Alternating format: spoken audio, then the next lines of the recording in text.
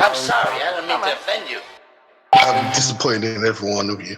I kiss you on the mouth. No, I'm not cool with that. Just, I'm sorry. One more time. I'm disappointed in every one of you. I mean, I'm dealing with degenerate animals.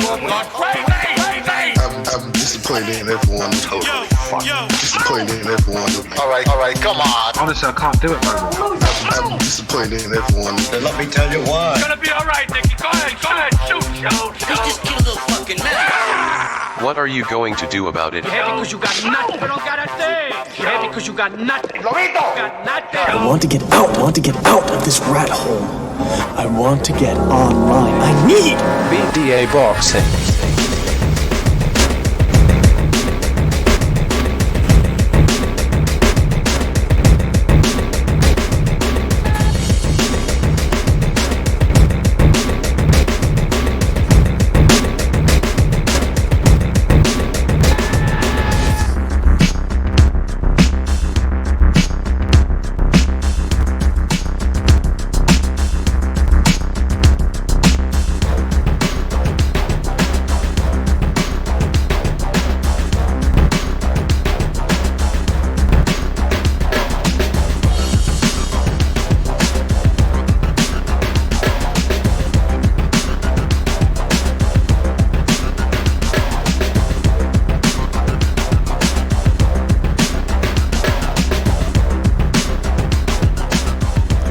Alright, this is King Bucho. Welcome to BDA Boxing, the Boxing Debate Arena.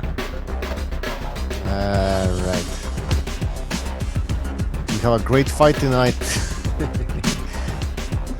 It's not the best of fights, but it is a fight. So, we're gonna talk about Tank Fat Ass Davis. Apparently, he did make weight. Second time, so that's good news. Alright, before we continue, let's just give a shout out to people in the chat. Buddy Aces, SSB28, Lobito Dance Boxing, Gonzalo, who's here on the show as well, Jason Bourne, Uncle Burnt Apostrophe, Nesmatic, and Saint Brit, and the Hand History Vault. Good evening, people. The Hand History Vault is saying Gamboa was on a 1-year layoff when he fought Crawford. That wasn't even the best Gamboa. And he had one previous fight at that weight, then the layoff. Okay. But we'll see what this 38-year-old Gamboa can bring to the table. Gonzalo, are you there? Gonzalo. Yes, that's a good point. But this is many years later now. We have a 38 version, like you mentioned, of Gamboa. That fight was a Fight of the Year nominee. So, I mean, the guy's only been knocked out by Crawford. The other loss, yes, he was against a journeyman in Robinson Castellanos. That guy has like 14 losses on his record. But yeah, we'll see. Yeah, we'll see indeed. In the chat, I want to know, are you guys excited? Somebody said that they don't give a shit about this fight. I mean, don't get me wrong. I'm not super excited about this fight. I can't wait for this. But still, it is. Tank Davis. There's a lot of talk about him and how good he actually is. He's moving up in weight. The first time he attempted to make 135, he failed. Managed to make 135 on the second try. Are you concerned about this? First of all, Gonzalo, are you concerned about Gamboa not making weight on the first attempt? Talking about Tank Davis, right? Yeah. Not really, because he's fighting at 135. So, like, before he had to cut down to 130, he was already like pretty fat. So he has extra 5 pounds where, he only had to cut down 1.2 pounds. Well, 1.5 pound he came in overweight, but it was probably due to the eating for Christmas. Does he get a pass for that? Well, it's not an excuse, but he probably did eat. Concerned about him dropping to 135? No. Will he lose speed? Probably not. He's a young guy. He hits hard. He's explosive. So he should come in tip-top form. I think it's not a big deal. Okay. What are people saying in the chat about this?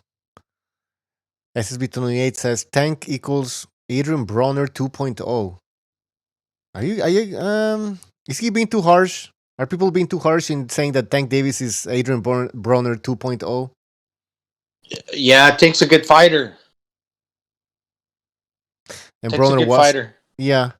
But listen, and let's be honest here. When you people were watching Adrian Bronner destroy all these lightweights, were you guys impressed? Or did you already know that this guy wasn't all that? Be honest. Well, Broner, he got titled in 4 weight divisions, right? Oh, He was never thank a you. power puncher, so there's like a difference between the two of these guys. But I could see where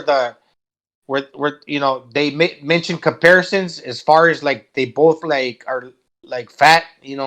They usually have problems with weight, but as far as styles, they're totally different.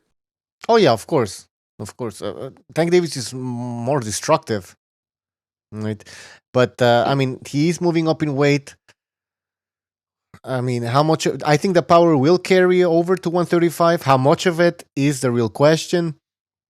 Um, he's still 25, I think, so he's still pretty explosive. This isn't a 30-year-old moving up in weight, so he's 25. That's good.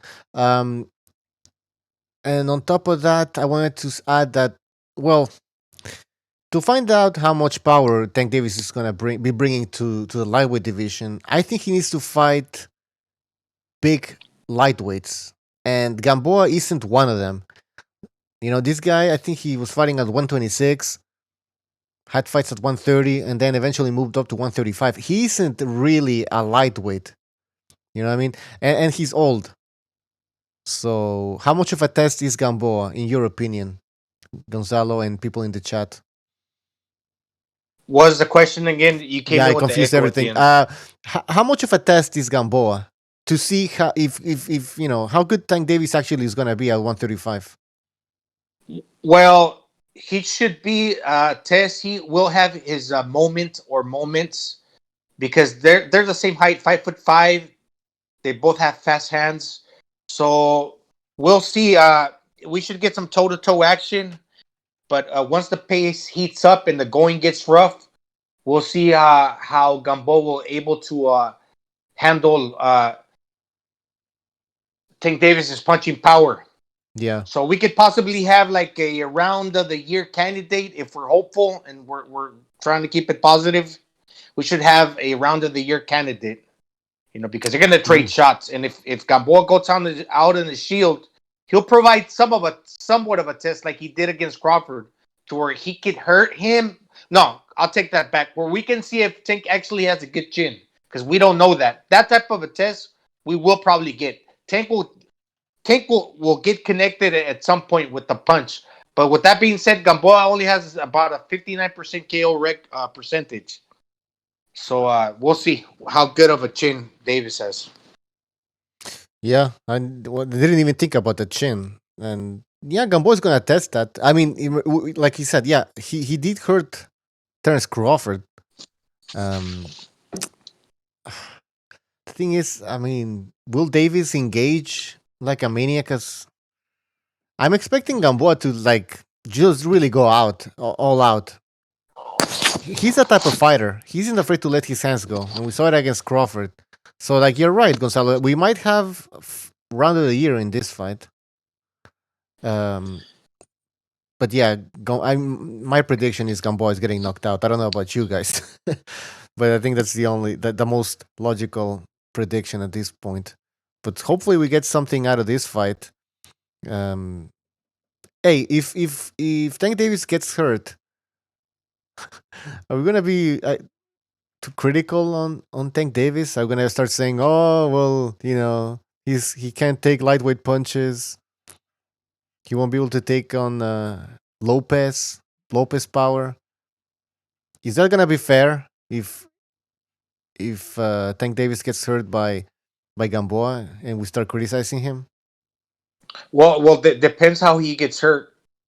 If he gets like knocked down, like flash knocked down, or if you can really tell like he's like on rubber legs, and just we'll be able to tell and know if he gets connected how he reacts to punches.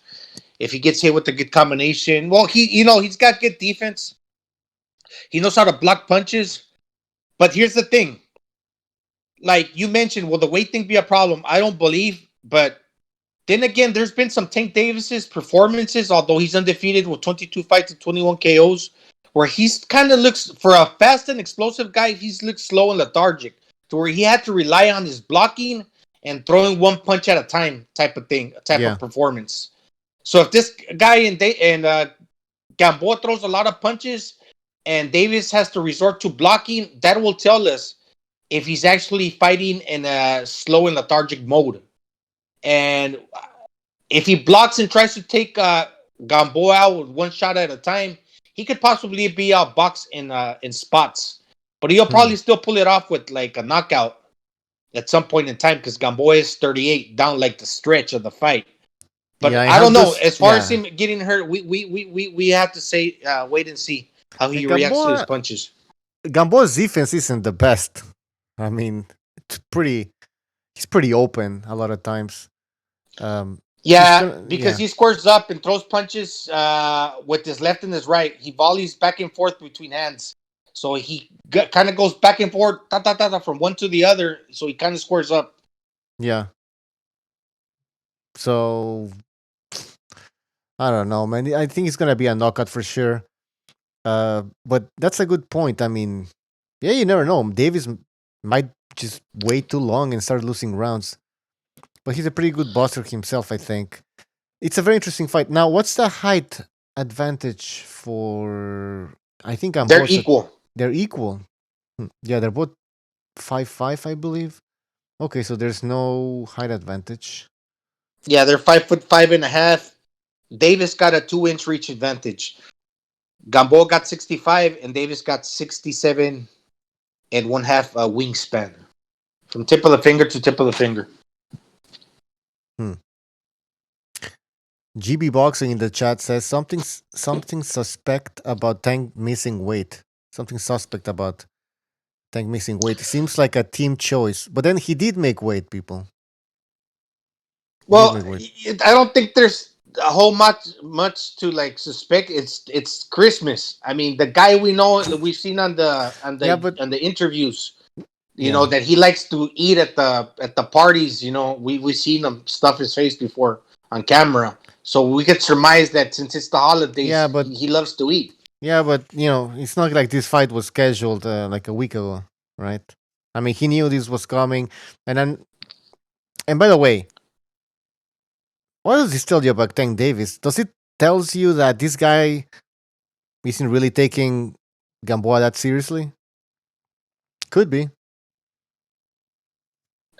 Maybe I just think that since he knew that the limit's not 130 anymore, he was going up to 135. He figured he could eat, and he just kind of like got a little too carried away with the Christmas holidays.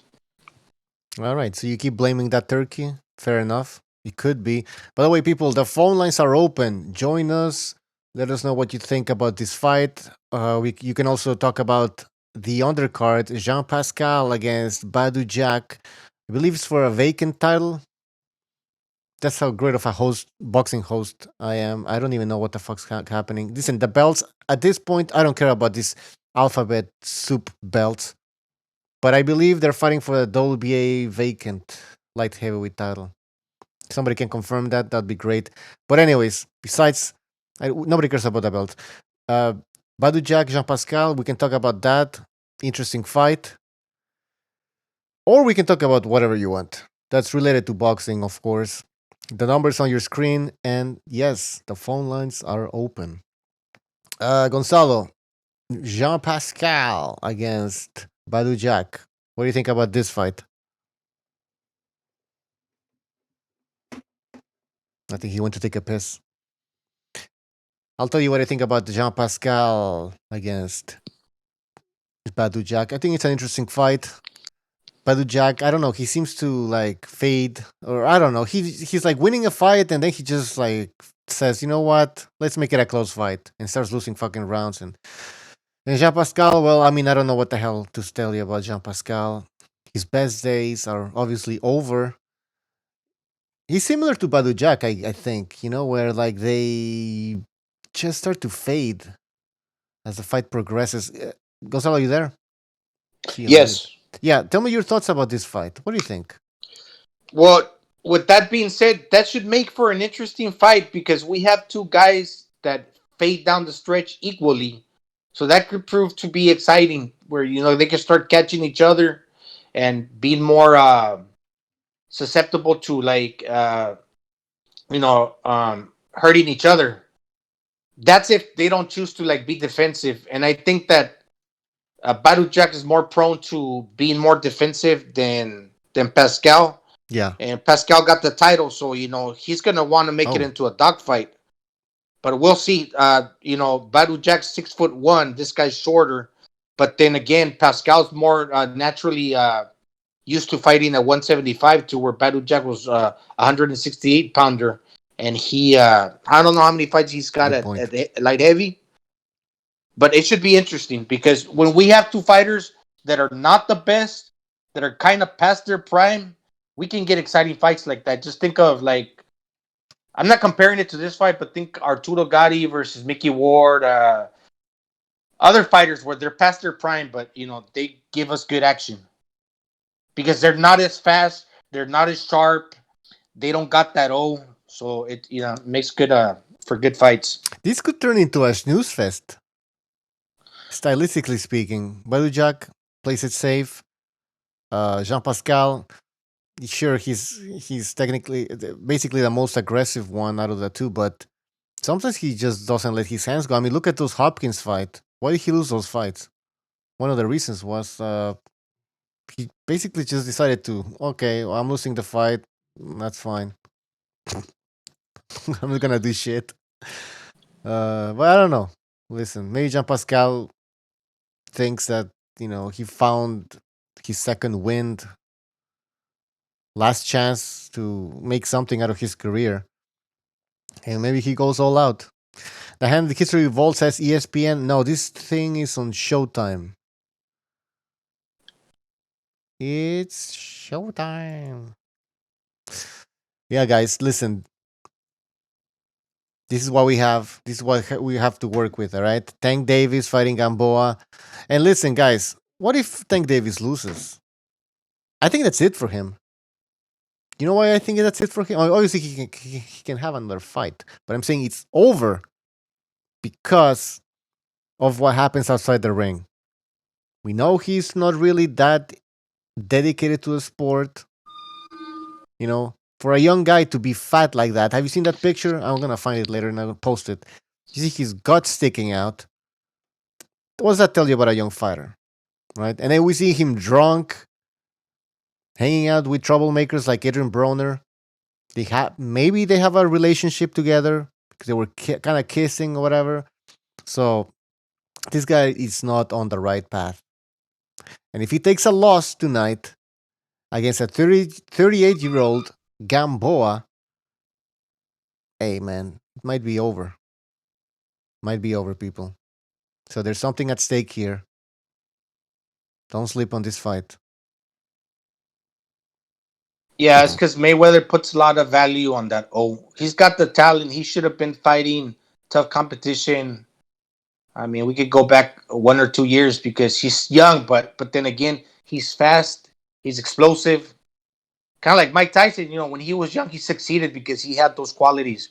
Why do you want to put this guy on the shelf or not fight him as often or give him, tune-ups and cherry picks?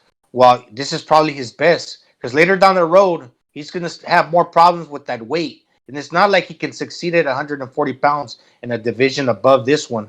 I think this is his limit. Mm-hmm. And I think, with some fighters, their prime is different. Some fighters peak earlier and some fighters peak later. And I think this is Davis's prime. So why give him soft touches, and coddle him when he should be fighting tough guys right now? Because in the future is uncertain. We don't know how he will turn out later. Yeah, exactly. And listen, fighting tough competition, sure, you might get a loss out of it, but you also can, get a lot of experience. You know what I mean? And maybe Tank Davis, if he would have taken on tough opposition in the past few years, we could have seen an even stronger Tank Davis. Right now, we know he has power. We know this, but there's a lot of questions, man. A lot of questions. And if he would have taken on tough opposition before, man, we might be talking very differently about Tank Davis. Even though he maybe would have caught a loss, but man, maybe he would have become some sort of monster. He's still 25, but we'll see. We'll see. He's a problem, man, with the Mayweather. Oh, he has an O. Oh, this guy has a loss. Ha ha ha. He's not as good.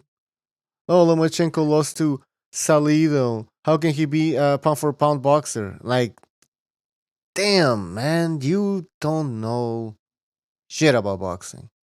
All right, you really don't. You start saying you talking like that, talking like Floyd. Disgusting. Yeah. So depending upon this performance, and if he wins, which most likely that will happen, we'll see what type of opposition he faces next. Because I mean, we got Teofimo Lopez at the same division. He's got a belt, and this guy, what is he? 22. Yep, I think it's 21, 22. Probably 22. Anyway, it's still very young. Yeah, you have Devin Haney. You got Ryan Garcia. Ryan Garcia. That guy, I don't know, man. He was supposed to fight who again?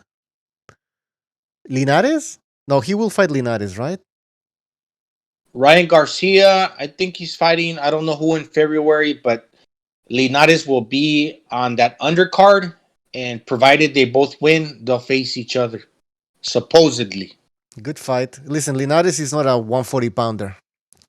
We saw that when he got destroyed by Cesar Cano. Yo, Cano, man, he looked like a junior middleweight in that fight. And I'm gonna change subject a little bit here, but that just tells you why we have weight divisions. And when it comes to Lomachenko, people are saying he should move to 140. This guy is small, man. And then, like, if you watch the Linares Cano fight, that's just a good example of some of the 140 pounders that somebody can meet. What the hell are you farting? What's that? I heard a sound. I don't know what the hell you're doing. Oh, I'm drinking my green juice, my Green smoothie. juice. Sorry. What the hell is that? Just cut some greens and some carrots, pineapple, and put it on the blitzer. Yeah. Oh yeah, you Yeah. got one. I need to Yeah. get one. To start drinking that Some type of ginger, some garlic, anything that's healthy for you. That's what I'm drinking. shit. I see you're doing the opposite of Tank Davis. By the way, no, but it's true. No, no, I don't know if you were listening, Gonzalo, but yeah, I mean, like, at 140, there's really some big guys there. Like Cesar Cano. He might not be the best boxer in the world, but you know, that's the type of Yeah. opposition. You move up in. That's what I was talking about. Lomachenko. People are saying, Lomachenko, he needs to move up to 140. Pacquiao did it. Marquez did it. Blah blah blah. But he's a small guy, man. And what if he ends up fighting a big guy like that? Is that even fair? It's kind of no, it's not really fair because look, what weight did Lomachenko start off at? 126. Yes. So he's ending his career at 135. Okay. And this is like an older version of Lomachenko, and he's pretty much peaked in like what his frame can carry. The guys that are starting off right now at 135, or the guys that are at 140, these guys up and comers, these recently crowned world champions, they're young 135, young 140 pounders. They're barely beginning their career at 140. These guys potentially can move up 2 or 3 weight divisions like everybody does in the future, and then and end their careers at like welter or super welter. So like when you're young, like these guys are, you can get away with cutting down to the divisions they're fighting in right now and still be strong because you're young. You know, you got You're not weak. you Yeah. got your stamina. You can shed the weight easy. Now Lomachenko, he's ending his career at 135 after coming up 3 divisions. This is basically what his frame can allow him to like sustain the weight to carry. You know, and you're still asking him to move 1 division to fight bigger guys. They fight So who? what I'm trying to Yeah. basically say, he'll be fighting like super welters. Okay, potential super welters that are cutting Exactly. down to 135, 140 right now. Yeah. Exactly. It's just too much weight for Lomachenko. Doesn't make and who do you want Lomachenko to face at 130 at 140 at this point? Like Josh Taylor, you know, a guy who's already talking about potentially moving up in weight. He wants to unify apparently, but you know he's also thinking about moving up in weight. He's You know what I mean? Like, nah. Let's forget about it, man. he's too 140, big, too long. too big, man. Again, look at the example of Linares Pablo Cesarcano. Is his name Pablo? I don't remember. Anyways, yeah, Yeah. Cesarcano. This guy, Linares is a much better boxer than him, in my opinion. But it was just the weight difference. Yeah, That he got yeah, bullied and trapped on the ropes, and he got pummeled. exactly. Even Lomachenko Linares, Lomachenko looked, in my opinion, he was like the smaller guy. Yeah. So people, please just forget about that. Lomachenko moving up to 140, that's ridiculous. Chalino Sanchez says thanks is small for 135. Interesting.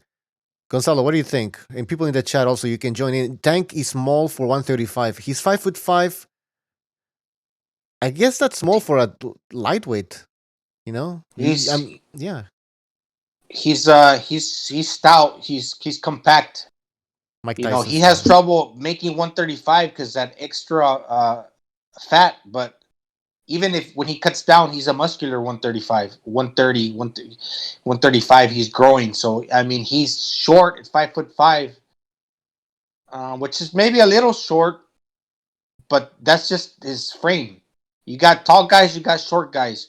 You got tall guys that box from the outside. We got a short guy that is explosive. You know, got fast hands, power, and you know can most likely his fighting style was it on the inside because he's 5'5", right? But I don't know if you know. I have to see him against bigger guys because he's fought 122, 126 pounders. I want to see Tank Davis fight tall guys to where I can actually tell you if he is too small or not. Because he's a short guy, but he's been weight bullying way smaller guys. Yeah, but he's 5'5". You know what I mean? Like what? He's a big 5'5" type of thing. I mean, oh, wait, hold on. Let's take a phone call. 337. You're on the air. 337. Hey, what's up, guys? It's Dead Game Boxing. What we talking about? We're talking Tank Davis, basically, and what's his future gonna be at 135, basically. Are you excited about this fight, Gamboa Davis? Yeah, I'm excited. I've been following Gamboa a little while. I used to like watching the Cuban fighters come up. You know, he's older, so we'll see. We'll see how much he can push Tank. I would like to see Tank get pushed in this fight a little bit. Gamboa can push, and he has the skills and the technique to do it. A lot of people just shooting Gamboa off, but Gamboa is a pretty good little fighter. He lost, 2 or 3 fights? So, yeah, we might see Tank get a little pushed.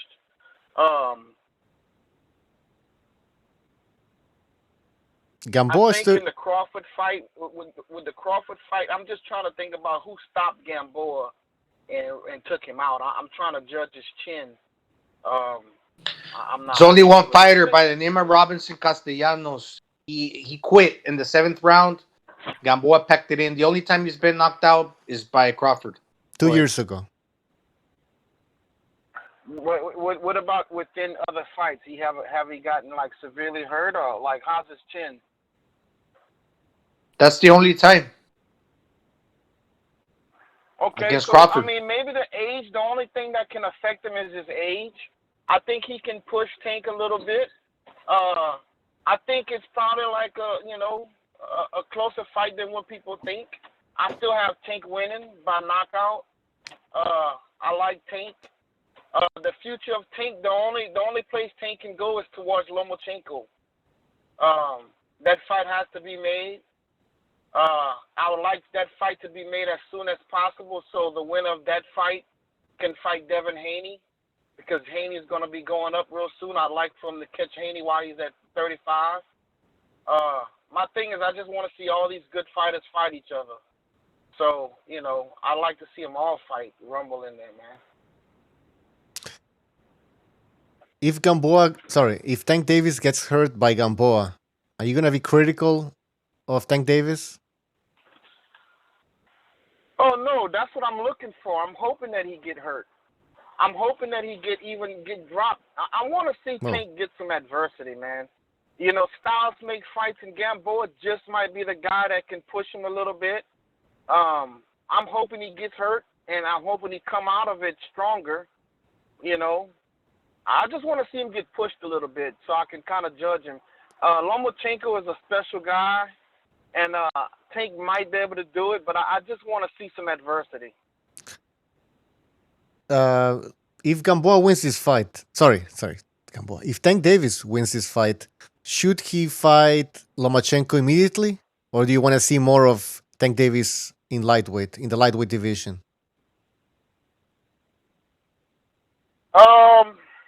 I would like to see that fight immediately. Like I say, the faster we can have that fight, the faster we can have the winner of that fight Devin Haney. And you still have Teofimo in there. I'd like to see Teofimo against Tank. I like to see them all mix it up, man. I like to see them all mix it up. And, some might lose. The styles make fights. One might be that guy, but the other guy might be that guy. But, it's all good. Do you think that Tank Davis, Teofimo Lopez, Devin Haney, and Lomachenko can all beat each other? Like, there's not a fighter that stands above any of them?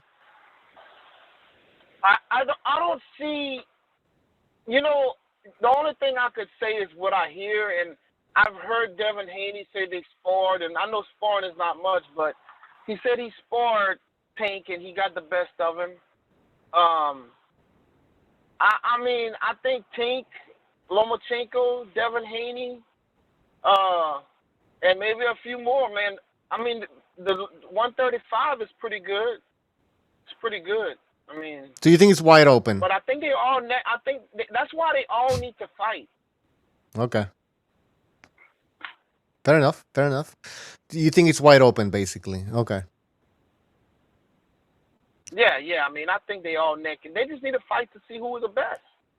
We can all talk and say who the best is, but until they fight, then it's it's one word against the other word. And it is what it is. But like I said, I want to see Tank get hurt. I want to see Gamboa catch him, and I think Gamboa can catch him. I want to see him get hurt, and I want to see him come back out of adversity. Yeah. So that's what I want to see out of Tank. All right. Well, a dead game. Look. What's up? To be fair, there's fighters that can take a punch and don't necessarily have to get hurt. He can get hit, but we can also expect to see if like when Gennady Golovkin gets hit, do you expect him to get hurt all the time? He'll get hit. He'll be susceptible to getting punched, but he takes the shots. We'll be able to see if he takes a shot or not, a real shot. Maybe not from this guy, because this guy got 59% KO ratio, but he throws a lot of punches. So we'll see how he can handle a punch from a decent puncher, not a hard puncher. Well, let me say So this. what I'm trying to say, it's up to him if whether he can take a punch or not. I don't really want to necessarily say I want to see him get hurt. I want to see how he can take a shot. Yeah. Go ahead, that game. Well, let me say this. Let me say this real quick before I go. When I say, I mean more of adversity. Like, let's say Tank get emotional, like he got at the press conference, at the weigh-in. And let's say Gamboa looks like he's leading on the scores and it's getting late. I want to see what type of mental stress this guy can take. I want to see him, adversity. Like if he's down in the cards in the 10th round, let's see him pull it out with great boxing and doing what he have to do to pull it out. He never went pretty deep in his fights. I want to see him just get pushed. Yeah, against a 38-year-old. I mean, that game, that if that happens, the scenario that you just described, if that happens, people are going to be shitting on Tank Davis. I mean, some people will, some people won't. I won't. I like Gamboa. He's older. He had a knockout his last fight. He still have a little pop in his punches. Mm-hmm. I think it's a good fight. He looks good. He looks great. Phenomenal shape. He actually looks better than Tank to me. Yeah. Look wise, the eye test. So we will see. We'll see. Good point. All right. Anything else that game? That's it. Y'all have a good one, brother. You too, man. Take care. All right. All right. That was that game. It's true though. Gamboa always looks in shape though. Gotta give him that shit. That's a good point. Yeah.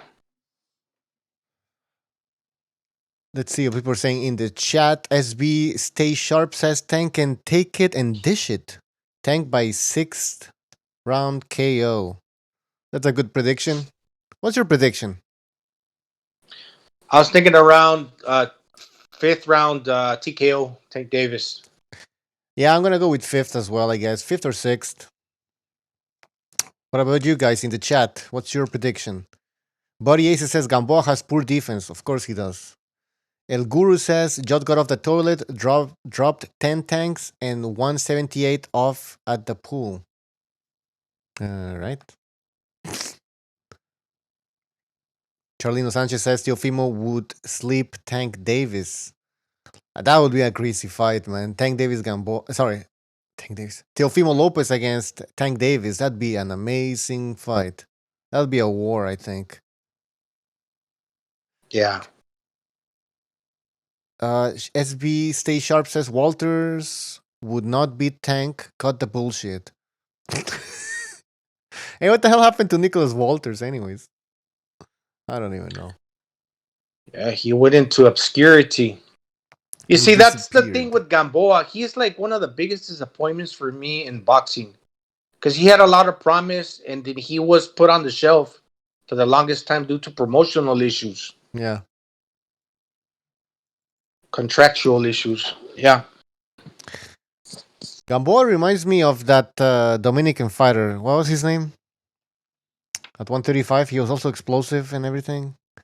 Kind of had like the same style. 135? No, 130, 130, 130. He Dominican fought guy? Ponce de Leon, I think.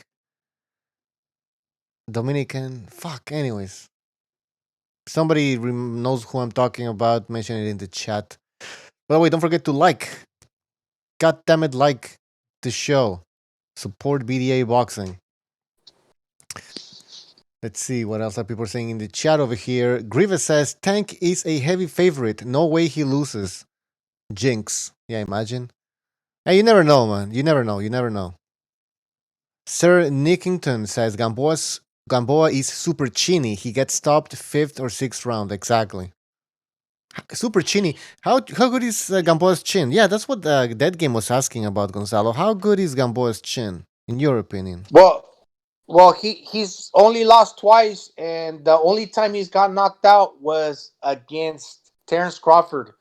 And a few of those knockdowns, he looked to be like all over the place, to where he didn't get caught with the punch flush, but the referee still ruled it knockdowns, and the fight got waved off in the 9th round, and Terrence Crawford won. Okay, yeah. But as far as him being chinny, the other loss he had was against this guy named Robinson Castellanos, a guy with 14 losses.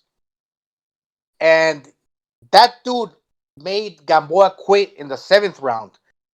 But Gamboa didn't get dropped. So I don't know where people are getting that he's chinny all of a sudden. Yeah, he doesn't have the greatest chin. He got hurt multiple times by Crawford. But like I said, they weren't like clean knockdowns. Fight got stopped, yes. But where's everybody getting this that he's like super chinny? I don't get it.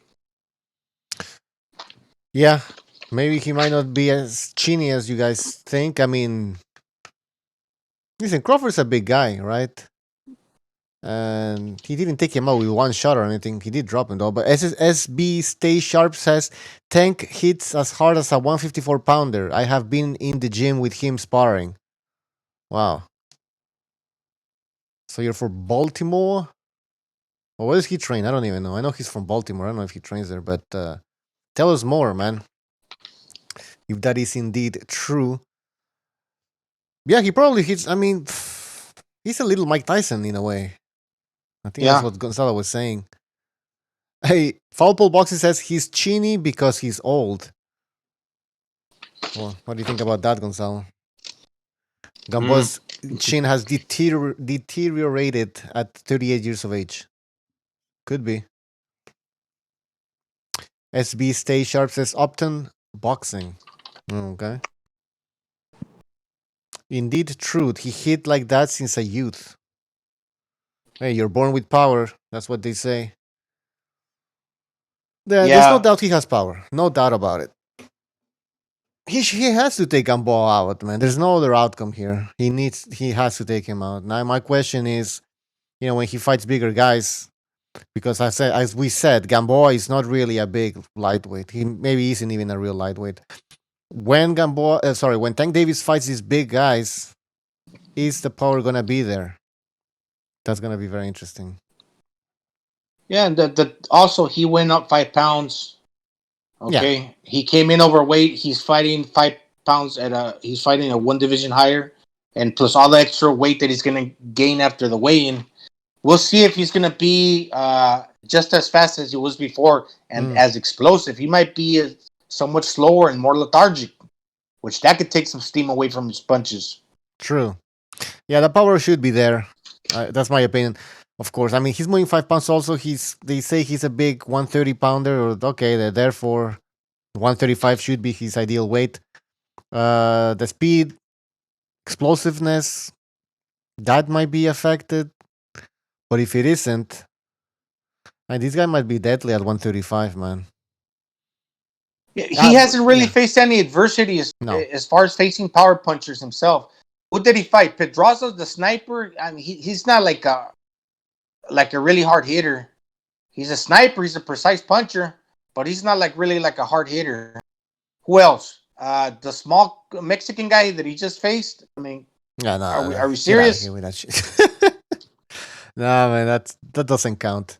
The Pedraza win is a pretty good one, but it seems like that's the only win we always go back to when we talk about Tank Davis. Oh, Pedraza. I mean, we compare, Tank Davis with Lomachenko. Oh, well, the Pedraza fight, he's Tank Davis stopped Pedraza. But it's like, all right, can you give me something else besides the Pedraza fucking win? Seriously? We have Recognize here. You can jump in, Recognize. Welcome to the show. He's still in Miami. Recognize. Are you still in Miami? I'm close to Miami. Not You're that close far. to Miami. All right. Secret What's location. going on, guys? Not much. What's up? Lucho, you're echoing a little bit. Oh, God. Really? Hold on. Just a little bit, yeah. How the fuck am I echoing? All right. It should be better now. Yeah. Yeah, we're just chilling, man. Oh, we have a phone call here. Let's take the phone call. Oh, wait, I need to switch back because there might be a little bit of echo, people. I thought it was fixed, this shit. But anyways. 585, you're on the air. 585. Vinny Mac. We can barely Vinny, hear you, man. We can't hear you. Can you talk a little taller? Yeah.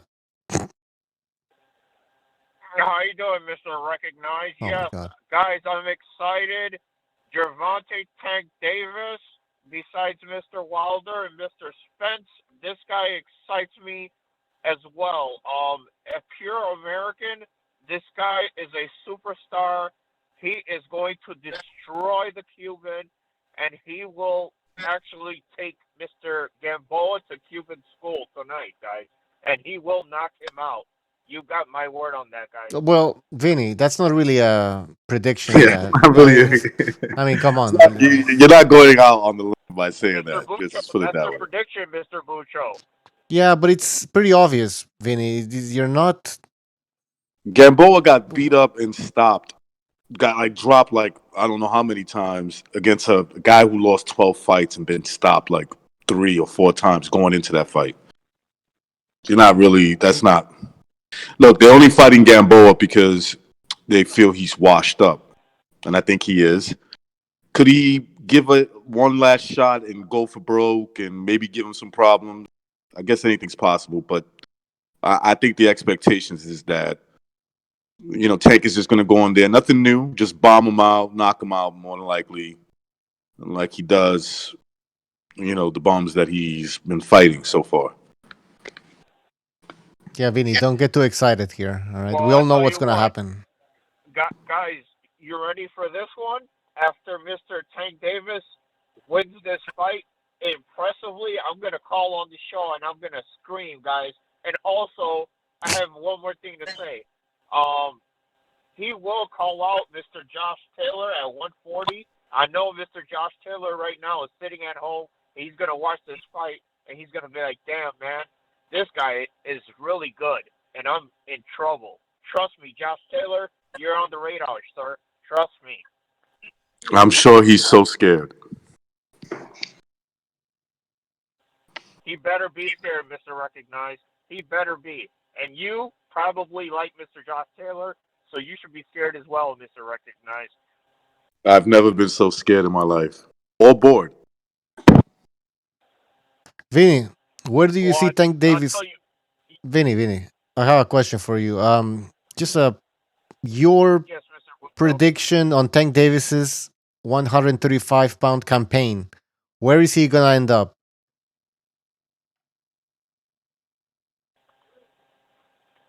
Oh, All right, I think we lost Vinny. Vinny.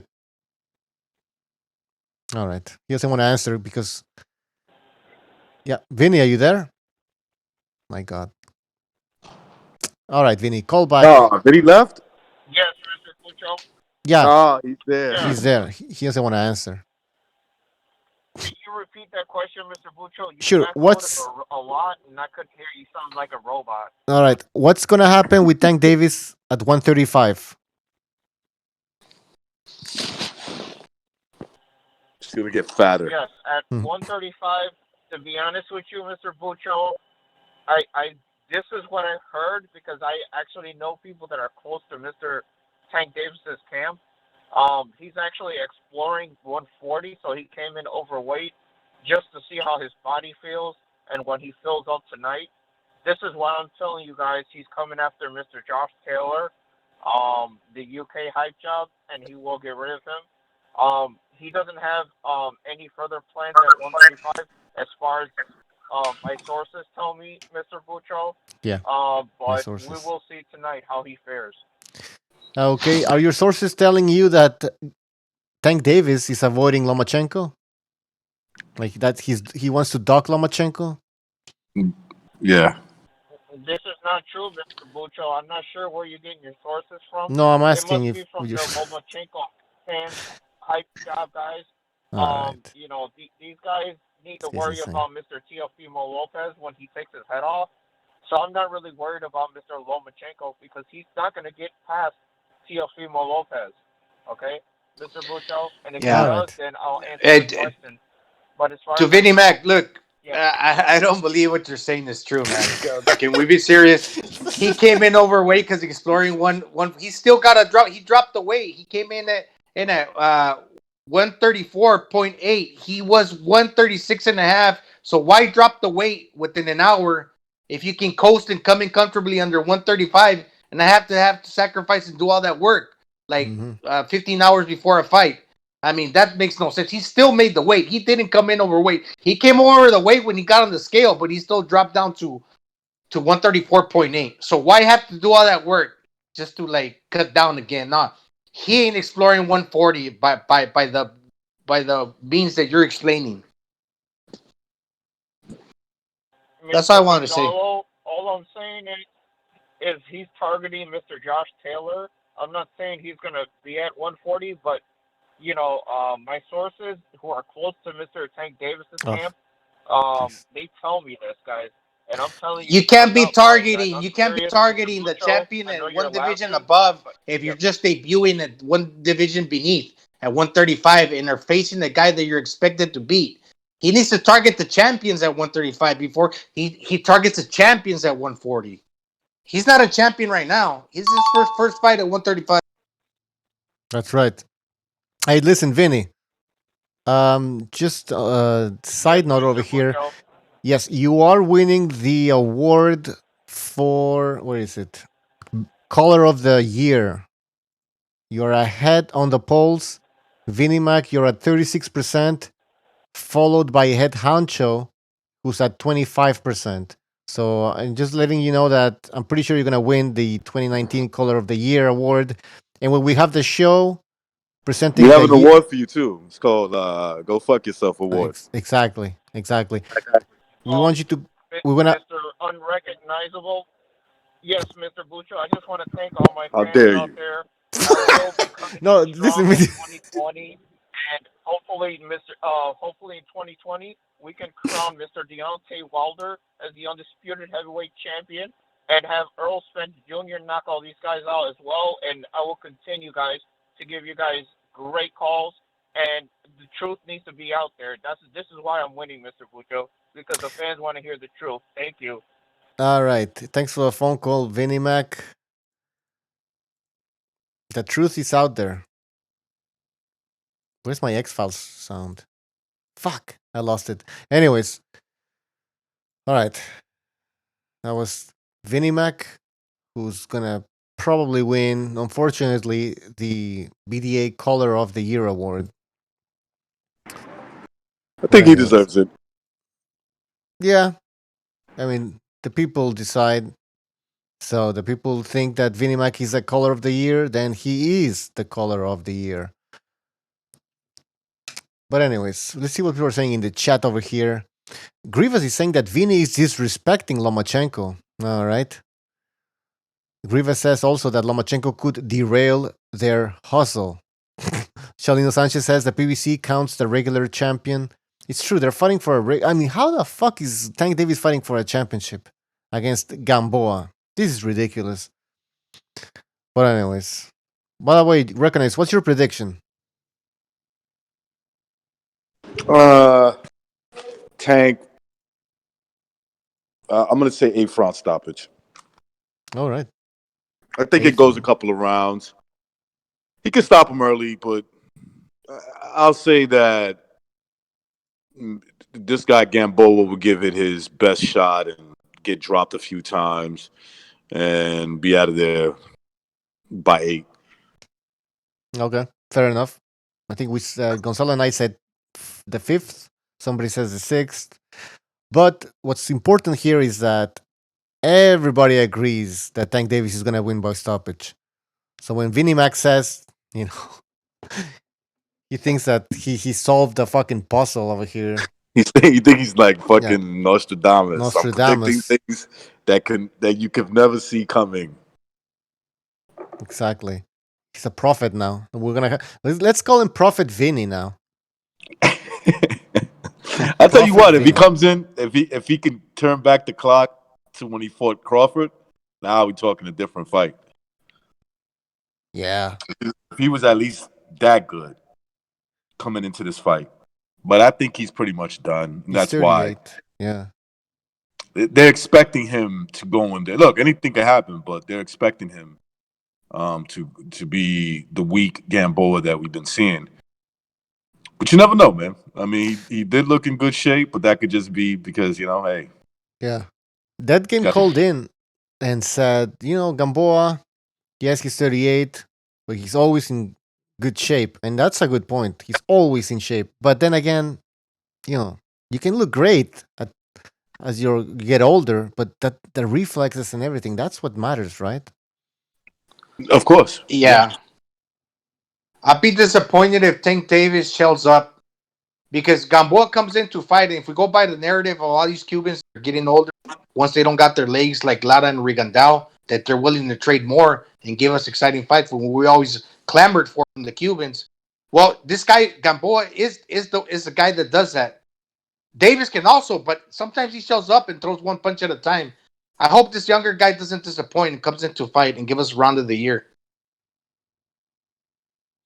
Yeah.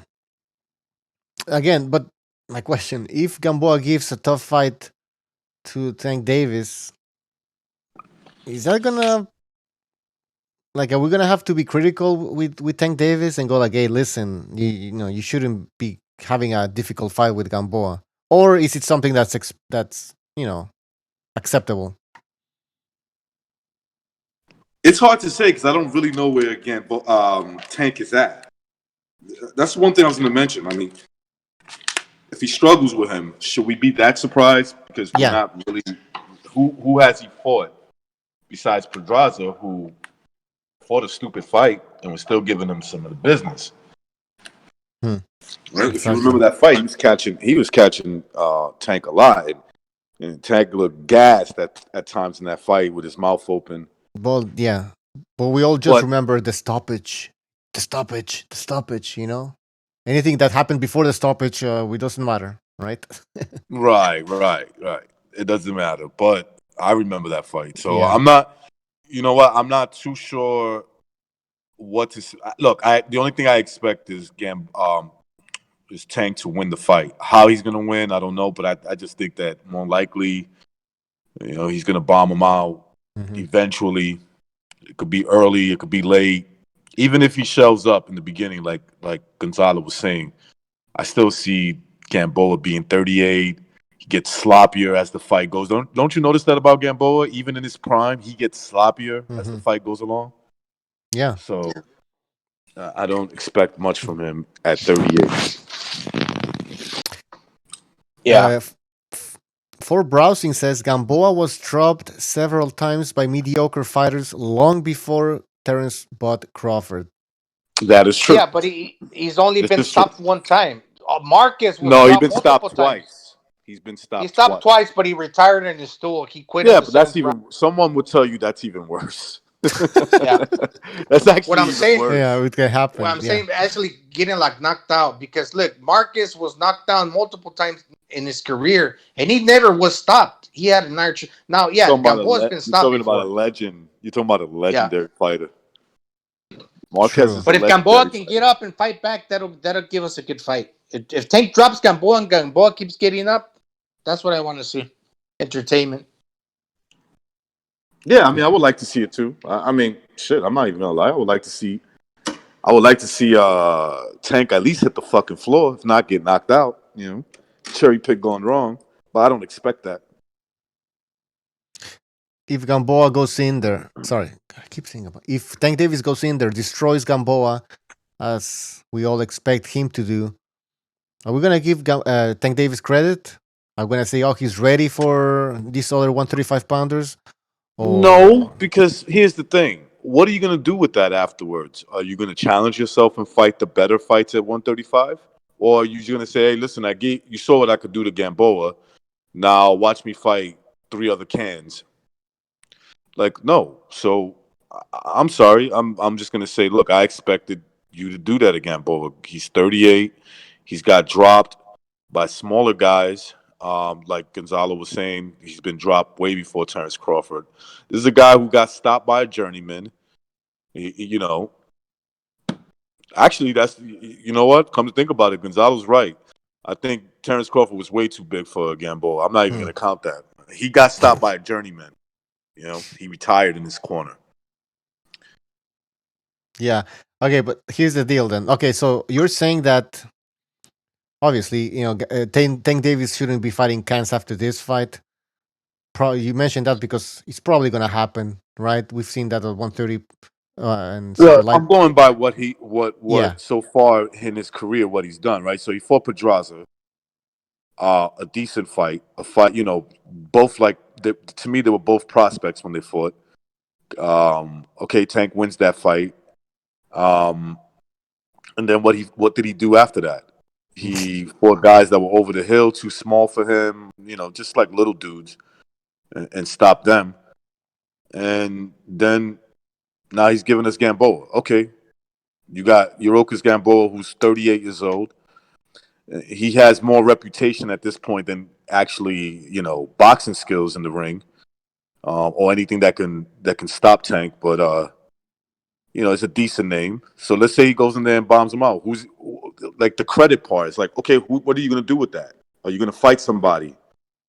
Next. Then I could look back and be like, you know what? The Gamboa fight was a sign that he wanted to fight tougher competition. He just wanted to see what he can do against a guy like Gamboa. But until he does that, no, he just gets credit for beating. If you want to call it credit, he gets credit for beating a guy who's washed up at this point. So no credit given. Fair enough. I mean, look, you give credit for knocking out a washed up fighter. You show the washed up guy you don't belong in the ring. So, like, yes, there is some credit in that. Mm-hmm. Other than that, I'm not going to say, oh, he'll fucking spark out Teofimo, Loma, Haney. I'm not going to say that. Like, So that's what they want. That's what they want us to say. But okay. It's like, no, you can't. Recognize. Here's a question. He knocks out Gamboa. Is he ready for a Lomachenko fight? He should be, right? Okay, So perfect. so Gamboa. Let's say Gamboa for a second. Will we all agree that Lomachenko will wash him up? Yes. Teofimo will wash him up. Yes. Haney more than likely will wash him up, right? Yeah. Okay. Possibly. So he's in there. I don't know. Now I'm thinking he does. No, he should. Go ahead. Yeah. So when you could wash up a bum, all you elite fighters could wash up a guy who's washed up, right?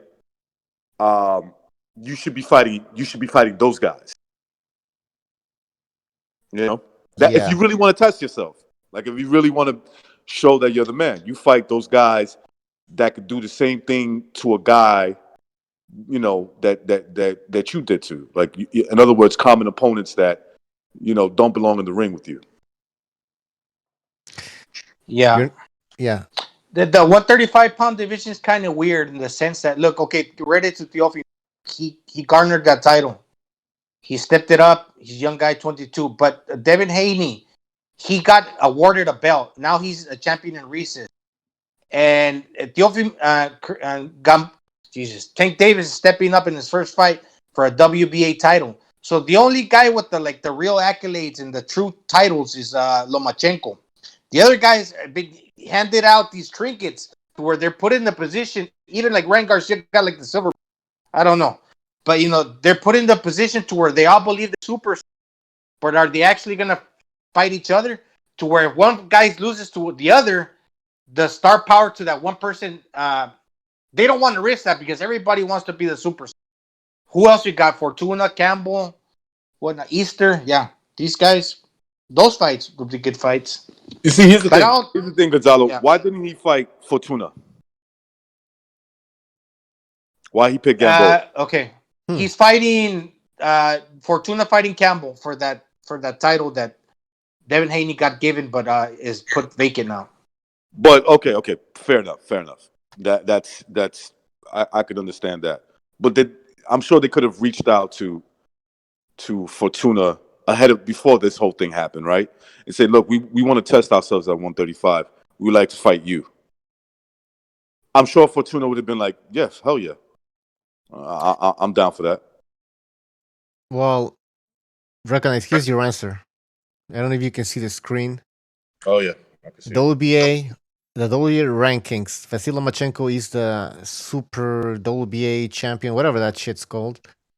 Gervonta Davis, number 1, because he's moving up in weight and was the former WBA 130-pound champion. Gamboa so they don't want to lose their spot. So they WBA helped them out and ranked Gamboa number 2. Correct. Right. I get it. So this is the excuse, basically. Yeah. And then Davis is going to technically become tonight the WBA regular champion. That, from what I understand, that doesn't necessarily mean that he is a mandatory for Lomachenko. So that was he might just hold on to that fucking belt and call himself a champion. and never try to unify or improve. So doesn't look that good. The future looks like shit. Yeah, let's say Robert Easter, he just won. He won a fight. Is he gonna fight Davis? Because I That would be think a they're good like fight. friends, right? They're Ah. like homies. Oh yeah, they were drunk No, together. Yeah. Adrian Broner was like his protege or something like that. So maybe there's some friendship there. But maybe they're willing to fight. Hey, when it comes to money, money talks. But Yeah. I wouldn't be. Listen, Robert Easter Jr. This guy, when he fought Mikey Garcia, he didn't do fucking shit. One of the most Yeah, boring he fights I've was seen in he my was years. boring in that fight. But Mikey was a much better boxer than Oh him. yeah. All right. Hold on. Yeah, he was Yeah, a much didn't better didn't boxer. Mikey criticize Tank? He made a comment about this fight is shit. Yeah, Mikey Garcia will probably beat him though. I mean, let's be honest. Mikey is already looking for his next cherry pick. All right. He thinks ahead. He's like, well, just create this little feud between me and Tank. And then I have a plan B. After. Oh, wait, no, wait a minute. But, oh, wait, hold on. Mikey Garcia is fighting Jesse Vargas on the zone. Is that a one fight deal? I think it is. Okay, so Yeah. maybe. Yeah, okay, so he's thinking I beat Jesse Vargas. Then if I can get a fight at 147, I'll just go back down and fight Tank Davis. That would make No, I don't sense. think he'll fight at 140 ever. No, 135 ever. You No, know, he Correction. can make Mikey I would don't think 140. Mikey Listen, fucking Davis is a fat 135. ass, man. Yeah, no, not yeah, 135, but he's but go. dead meat at 147, bro. He's dead meat. No, I'm saying he would just Yeah. fight Tank Davis at 140. Who's that meat? Garcia's weight is Right. 140, but I don't think he'll ever go down to 130. No, no, That's no, what no, I no, mean. nah. He won't make fucking. Man, he could. The This guy only is not way, about the the hard only work way they'll anymore. take the only way they'll take that fight, Tank will take that fight if they feel that Garcia is ready for the taking. You know, I think Garcia is too much of a risk for him. I'm being honest with you. I know we like to rag on Garcia for what he did against Porter. I mean, not Porter. Spence. Spence. But remember that Spence, who's fucking 4 inches taller than him, a natural welterweight, well, big welterweight Yeah. against a fat. Yeah, I don't think that means Gamboa does that. I mean not Gamboa. Tank. I think Tank gets beat. Honestly, if they were to fight at 140, I'll take Mikey to beat him. Yeah. Maybe that fight wouldn't happen because of Tank Davis's side. They don't want that fight. But I don't know. I'm thinking just Mikey Garcia. This guy's just searching for paydays. Yeah, but the thing about Mikey Garcia, he's an excellent. He's got perfect timing and against a guy who just kind of like wings it. Can't you see him catching him with some shit and then fucking and Tank gets hurt and all of a sudden shells up, or if not get dropped and maybe can't even get back up. I could Yeah, definitely see I that can see happening. that happening. Of course. Yeah, like a chess match, and Mikey's like experienced. Yeah, To- hurt him early. Let him know that look, I'm gonna catch you with those wild exchanges that you do, and gain his respect that way, and then start outboxing him. In the chat, Tony Yayo saying Davis can't even make 135. That's a good point. I think he can, but like Gonzalo said, maybe he had too much turkey. Tony Yayo says Mikey trashes Tank Davis. Possibly. Possibly. I don't know if I totally agree with that, but that whoever the commenter is, I'm with him. I just see Mikey beating him. I don't think Tank would. I could be wrong, but I don't think Mayweather would take that chance with Mikey.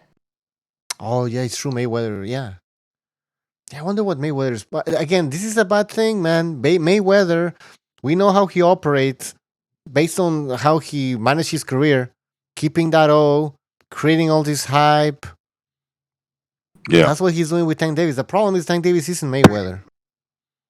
He can lose.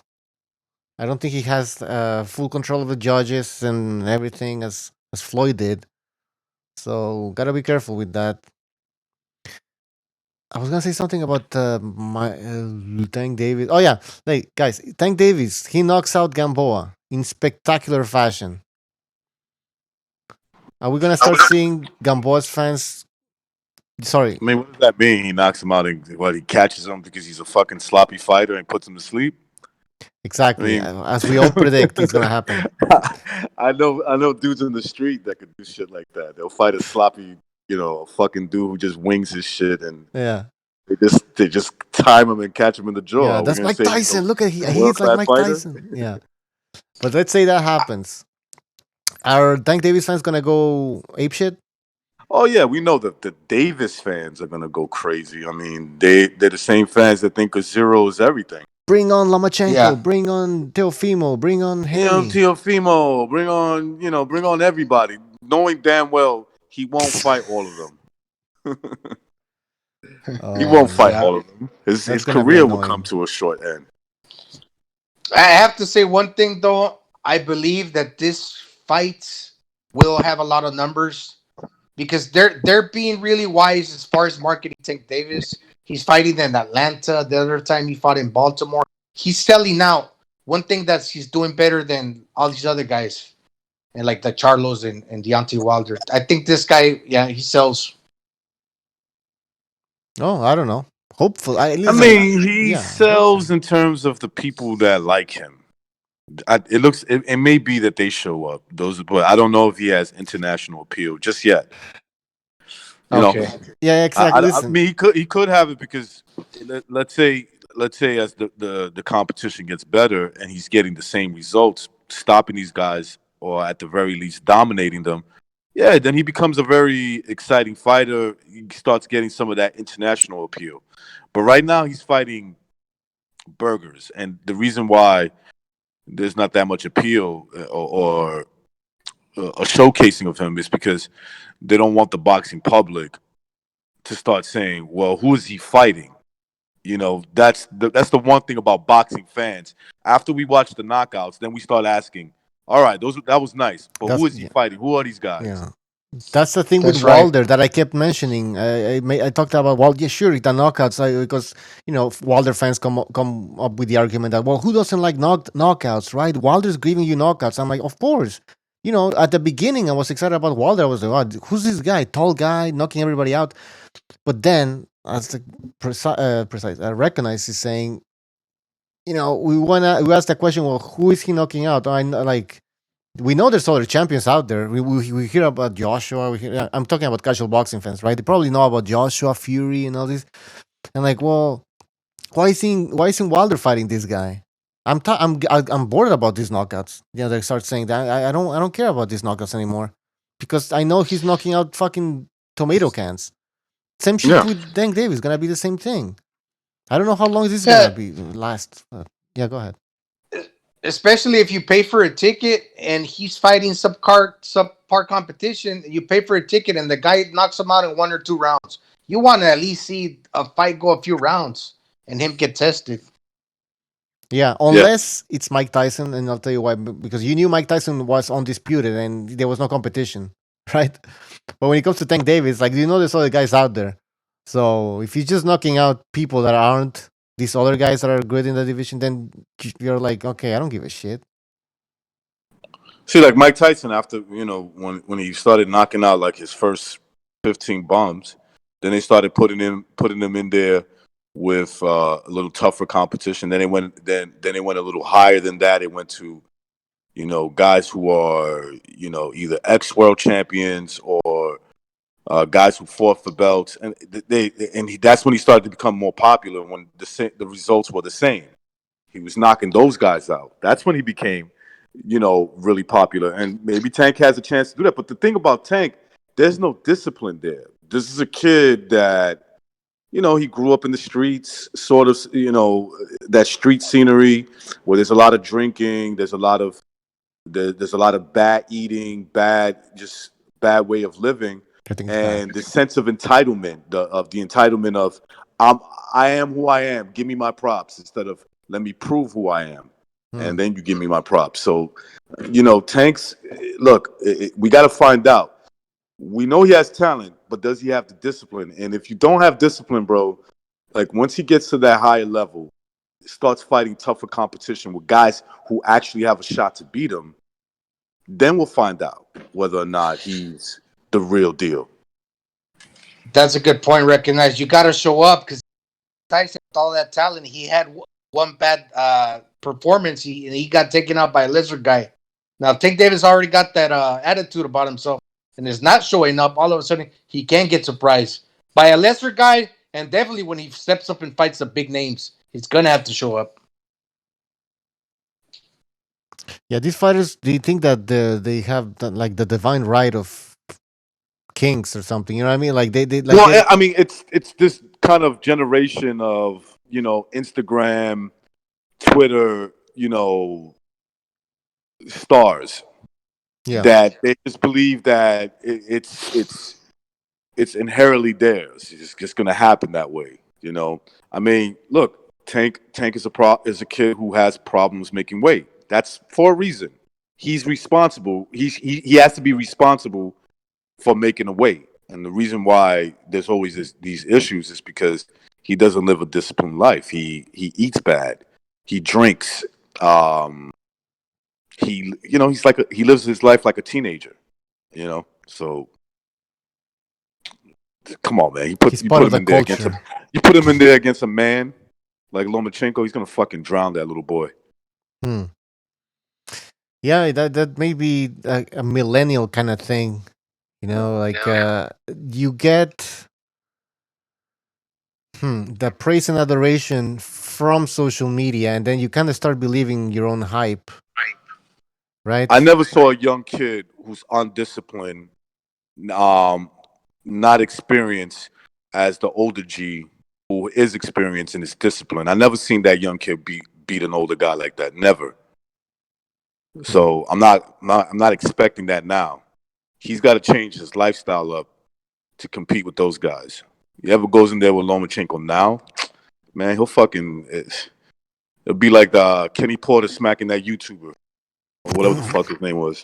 But you said that the fight should happen, right? I mean, if he's serious, I listen. I know what's gonna happen if they fight. I'm pretty confident. If they fight in the near future, I know what's gonna happen. Just like I said, what was gonna happen to Rigo. He's gonna beat the shit out of him. Mark my words. If they fight within the next year, okay, Lomachenko wipes the floor with this kid. It's not gonna be close at all. Okay. Yeah. Lomachenko should give these guys kind of like an ultimatum. Let the world know that he's only got about 2 years, about 6 fights left before he retires. Just for these guys won't go on under the impression that we're gonna wait him out and make him get old, so then we can get him at the right time. Because all these guys, this is what they want to do. Yeah, they listen. I mean, I take Floyd's words serious when it comes to matching up a fight.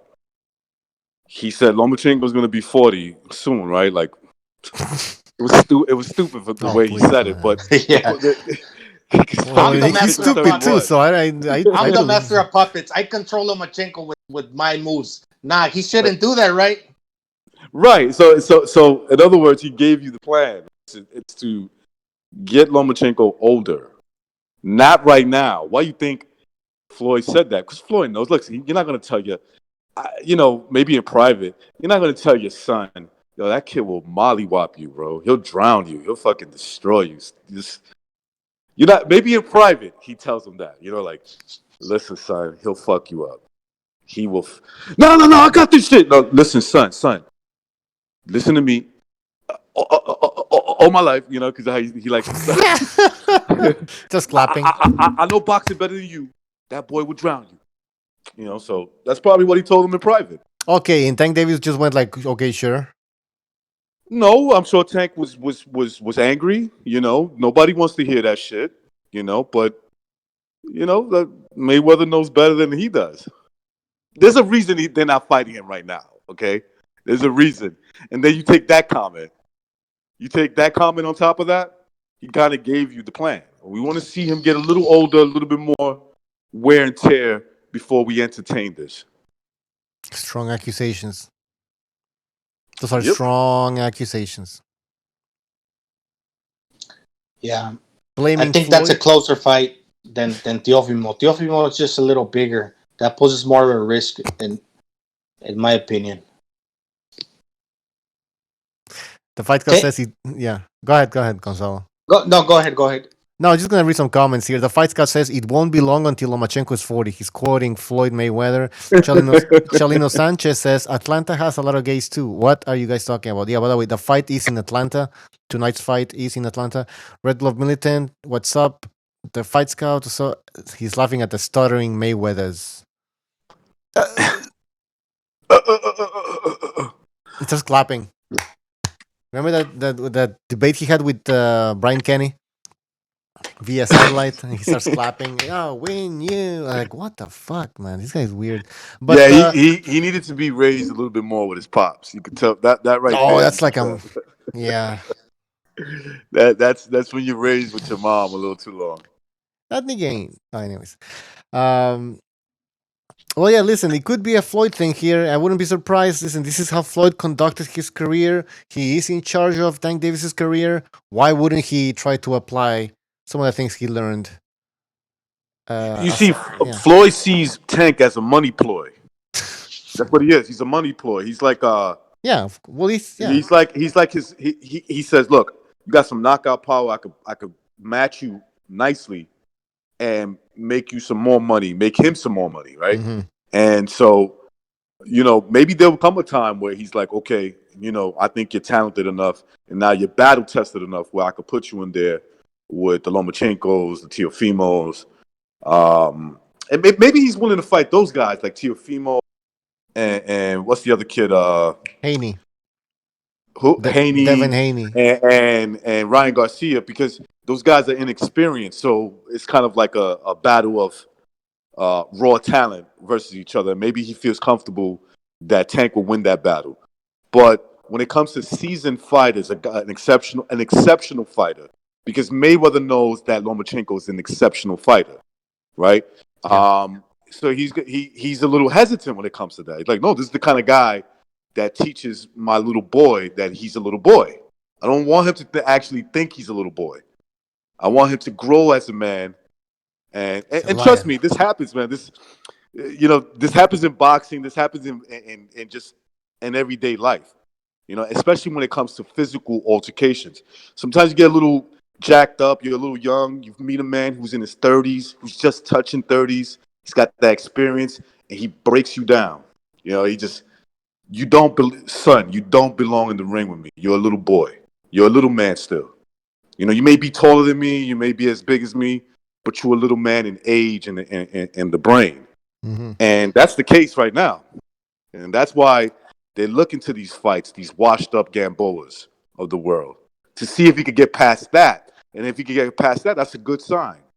Or at least a sign that he's not a hype job. That he's not just a total hype job. So Lomachenko is not ready. Sorry, Tank Davis is not ready for Lomachenko, and they're waiting for Lomachenko to get old. What do you think is Floyd's approach to fighting for Tank Davis to fight these other young guys, though? Because he can't wait for these young guys to get old, right? So, will he be right? Yeah. I hope the plan is to, after this fight, to test him with some real fighters. Yeah. But the thing is, like, people are saying, "Oh, why are you shitting on Davis? Let's wait and see what happens." Of course, we're gonna wait. We have no fucking choice. But from what we've seen in the past few years, we've seen that Tank Davis really hasn't stepped it up, man. His biggest win is still Pedraza. So, yeah. I think he's fat. Outside the ring doesn't look that promising. Let's be honest. The guy's drunk, fat. He gets bloated. He gets bloated in the face. But we're supposed to still believe unconditionally. Like we're supposed to really believe in this guy. Like he's gonna be able to defeat all these other fighters, all these great fighters in the division. Well, I mean, all you give me is a Pedraza win and the eye test. I can't really work with that shit. I'm sorry. We need more. More than the eye fucking test. We know he could knock. He could chin check a fucking dude that's lesser than him. We know that. Yeah. Let's see him do proven. that against somebody that we feel he has a chance to beat him. You know. Yeah. Then we're talking. Exactly. That he can knock out tomato cans. Yeah, he has power, explosiveness. That's check, man. We know that. We know he can, beat a guy like Pedraza. Even though, some people say that Pedraza didn't come in with a right game plan or whatever. Okay, he still beat him. Okay, fair enough. But we need more wins. And we need like some reassurance that, he's going to take this sport seriously. That's all we ask. Anyways, he should knock out Gamboa. We expect this to happen. Johnny M says Loma would school Tank Davis any day, though. Let's not be kidding ourselves. Good point. Buddy Ace says, I hate when people say keep the same energy. Yeah. I have I'm hearing like the most pussiest people use that shit. Keep the same energy. I'll be like, oh, you smack the shit out of you? Yeah. How about facts? Facts. I hate that shit. Those are all about facts. Yeah. Like facts. Like saying facts like makes it a fact. Right. I said it, so it's a fact. Exactly. Hot Rod Throne and Only says he's going to go to a decision so Lomachenko can get the belt. What do you mean? No, Lomachenko already has the belt. The WBA Super belt. Whatever that shit's called. Whatever, yeah. Red Glove Militant says, I use KTSE. Johnny M says, you fall down the stairs. Keep the same energy, yo. Yeah. Keep that same energy, yo. Dead Game says, facts. So Dead Game is bringing us some facts. Then Pink Panther says, facts. Fax machine. That's right. Johnny M says, you get rejected by a girl. Keep the same energy, bro. Yeah, that's going to help. And what's the story with him pushing Gamboa? What doesn't look like he's like a bad guy, you know? Why trying would to sell the goddamn fight? Ghetto mentality. Nah, they're trying to sell the fight. I mean, it's a little push. I think it was to sell the fight, and also I also think that it was a little authentic in the sense that they were staring at each other. The guy had a rough time making the weight. There's a little bit of frustration. Gamboa's he doesn't look intimidated when he's looking into his eyes, and maybe like to say, "You better be intimidated by me," by the little push. Yeah. And that shit was getting heated. It was about to pop off, right? Man, they were those people over that crowd's crazy over there in Atlanta. Yeah, Atlanta's crazy. Period. There's a lot of bad shit happens over there. I was there in the airport one time. I saw Booker T in the elevator. You know all about elevators, recognize? You work on them, right? Yeah, I saw him in the elevator. I saw Booker T there when I barely joined the military back in 2000. He was with two small white girls. And the guy was tall. I didn't know who he was, but one of my battle buddies that joined the military with me said, "Oh shit, that's Booker T." Big, tall, black dude. I was like, "Fuck." He's working with the PBC now. That guy knows he's fucking boxing. Did you see him? Like he knows boxing, man. Booker T? Yeah. I'm not surprised. I forgot what I was gonna say. Let's go to the chat. Blue Collar Sports TV says Tank is a mental midget. All right. Johnny M says Gamboa hasn't retired yet. He's still fighting. Laughing my fucking ass out.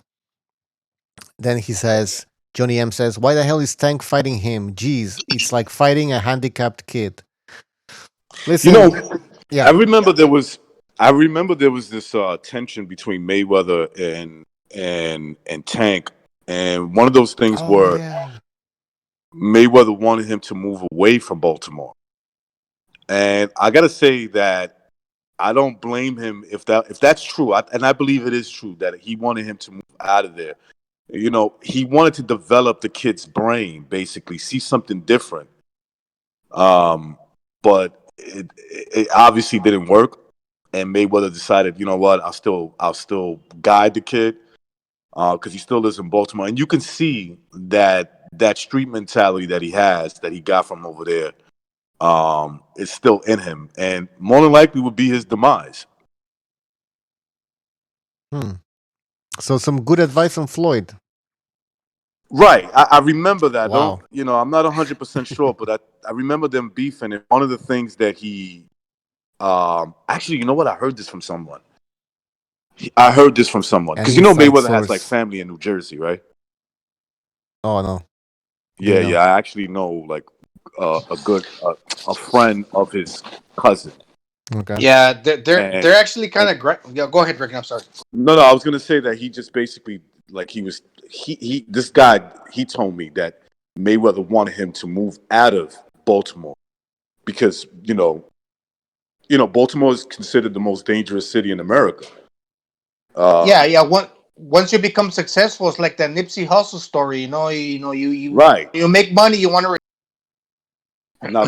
now, think about Baltimore right now. Historically, LA has always been a really bad city, but as of right now, Baltimore is a worse city. It's statistically more dangerous for a human being to live there. So, and then you got a kid like him who's kind of a loudmouth, a street kid who looks like he's one of those guys that be like, I want that smoke. Yeah. Um, that could be, so far he's survived, but that could be something that fucks him up in the end. Yeah. Think of this. There's a girl that got killed that ran a hair salon that he just like in these last couple of days paid for her funeral because some guys that in Baltimore over where he's at stole $3,000 of hair weaves. So like Tank Davis knows her and he just paid for her funeral leading up to this fight. Yeah, it's a grimy city. Yeah, you see, like you see. Look, that's a good gesture. What he did, you understand? Like it shows you that if you put like if it's true that Mayweather really did want him to move out of there so he can expand his mind, so he could have more control of what's going on around him, um, and just focus on boxing. It shows you that the kid is obviously capable of doing something good, right? Because that's a good gesture to pay for a girl's funeral who probably more likely living in Baltimore, cities like that don't have that much money. But instead, he's trying to be both. He's trying to be the hero and the villain living there. Ah, You yes. understand? You can't do both, man. It's got to be one or the other. You're a Yeah. boxer. On top of that, you got talent. It's not like you're just a regular street kid. You got some talent. You can box. You know how to throw punches. Yeah. Yeah. And in reality, you can say it like I think just in general, just like a life lesson. You can love the hood, but the hood's never really gonna love you back. Especially if you got money. This just goes anywhere in the world. What do you think? Absolutely. That's that's the. I mean, you know how many examples of that is out there from every fucking ghetto in America. It's like I'm sure that you can go to every ghetto in America and find that story. It's the same story where you know uh, uh, a Nipsey Hussle kind of story, where the guy was working in his like where he lived at, had money, right? This is a guy. He wasn't broke. He had money, and wanted to show some type of loyalty where he came from. And not that there's nothing wrong with that, but you got to be careful who you surround yourself with. Look, man, you hang around guys that are in a lot of trouble, you might inherit their troubles. You know? Yeah. Yeah, this is what Catch a the dude struggling. yeah. Sorry, but No, I was just gonna say this catch is it. what the Go ahead. Go ahead. Go ahead. this is what the grandfathers say. You might love the hood, but like, the hood's not gonna love you back. That's Yeah. the grandfathers they're gonna be saying that in a few years now. Yeah, man. Yeah, so like he's too undisciplined to read his to reach his full potential. And I think he does have potentials. When you're a fast combination puncher with power, boxing is not that it's not that fucking difficult, bro. It's really not. I mean, the fight, yeah.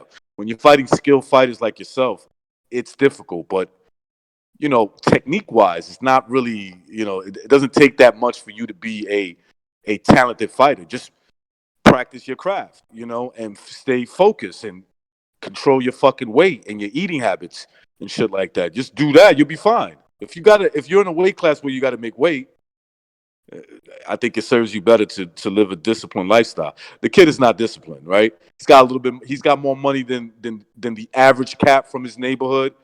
He likes that attention, right? He likes the girls that come with it, the little hood bitches that'll fuck anybody with a little bit of cash in them, and he likes that shit. That's it. That part of life really entertains him. He's in love with that or in lust with that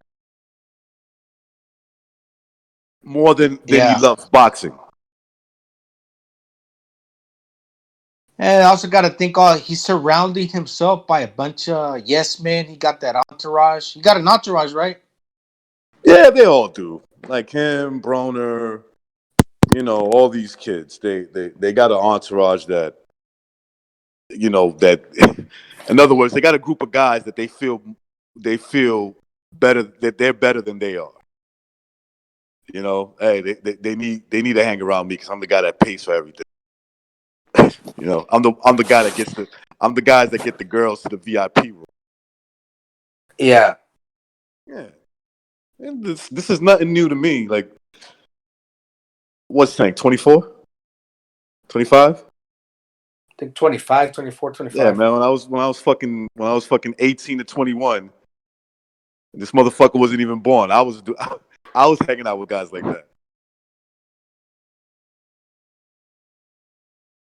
Yeah. One thing about Mayweather, he was always disciplined. I wonder if he tries to well, like you said, yeah, he probably does translate that to Tank Davis. Yeah, you see the whole Mayweather thing. It's a bit misleading. You see, Mayweather wasn't that bad. Mayweather came from a family that really loved him. They looked out for him. They didn't depend on him. Maybe in certain ways, his father pushing him to be a boxer. But he had a good support system. Yes, he likes to paint himself as this victim. Oh, I lived in a 1-bedroom apartment with 7 people. And maybe he did. I don't know. I don't know if he did or didn't. But most people that know them will tell you that kid was that they love that. They love Floyd Mayweather. Like his family loved him. They had boxing, right? They had their Uncle Jeff, Roger, Floyd Sr. He come from a boxing background. He was in the Olympics. Yeah, even on his mother's side of the family. I don't remember her last name, but even what his mother's side of the family had brothers that they boxed. I don't know if it was professional or just in the amateur ranks, but they were boxers. He grew up around boxers. That's who he grew up around. Floyd Mayweather's father was a criminal, if you really want to be technical. Like he is an ex-con. But he had his son's best interest in the sense of like stay focused on boxing. Stay focused on boxing. That's your meal ticket. That's how you're gonna get out of it. Get out of these situations, and you're gonna do better than me. In other words, right? You're gonna do better than I did. So he has a support system. So Mayweather knows that you got to put in the hard work, and I would think that he's telling Tank this shit. Like, yo, Tank, you live like a fat slob, bro. You're a boxer. You can't Basically, what you're saying is like the mistakes of the uncles, Floyd, Roger, that they knew what the talent they had, but since they were in jail and dealt drugs, they were going to teach that to his nephew, and his nephew had the they didn't want privilege that of exactly. Yeah. They didn't want that for him. You're going to do better with me because we're going to make you succeed because you got the talent, and we're gonna give you the ski. We're gonna give you the ability to succeed around the good environment, which we didn't have the privilege of having. Right. Look. Mayweather grew up and with his father had lived in Michigan, right? I think he was living out there, like in Flint, Michigan, a very impoverished, like city or town. I don't know what Flint is exactly. I think it's a city. Um, and so that could be tough. But his father had money. He had some money to like. Don't worry, son. I'll give you this. You get what I'm saying? Like, don't do this shit. I'll give you some of this money so you could look nice when you're going out with your friends. Yeah, that's right. And even Mayweather learned the style that his uncle. I don't know if his father got like brain damage from fighting, but he's even like learned from that to be more cautious and inside the ring as far as boxing is concerned. He took that to heart. I don't want to get punched in the head, which I'm not a particular fan of, and I'm sure a lot of you guys rather see a guy that goes there and gives action inside the ring. But yeah, on many levels, he didn't like consume the drugs. He stayed clean. I don't know if even now in retirement, does he drink? Does Floyd drink?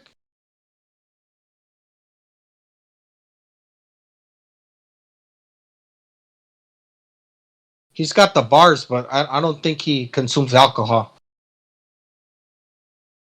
Yeah, I don't. Does Tank Davis drink, or does he just have a like No, he's a drinker.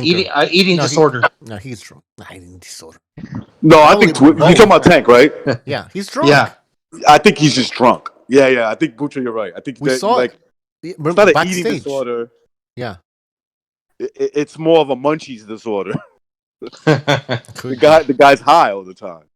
No, but we saw Tank Davis drunk. Remember backstage, he was Tank Davis, Spence, and Broner, and I think Robert Easter Jr. was there as well. They were all hanging out and they were drunk. Now, okay, they're in a fight, attending a fight. So okay, you have a few drinks, but it seems like it's constant. And listen, remember there was that video of Tank Davis kissing Adrian Broner? Yeah, it was gay as fuck. That was gay man. fuck. Now, I'm gonna assume they were drunk or something because they looked kind of drunk. But I wouldn't be surprised if, yeah. Yeah, You there remember? was another I don't know if you instance. guys remember. X did a video how disappointed he was about that whole kissing, episode. That video was fake. Didn't he slap the phone out of a dude's hand or a dude's hand, something like that? He must have been drunk for that too, right?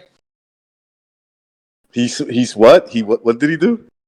He slapped the smartphone out of like some guy's hand or a chick's hand. So there's Tank also Probably. did that. That wouldn't surprise me, man. Yeah, I That think would not- somebody was like, yeah.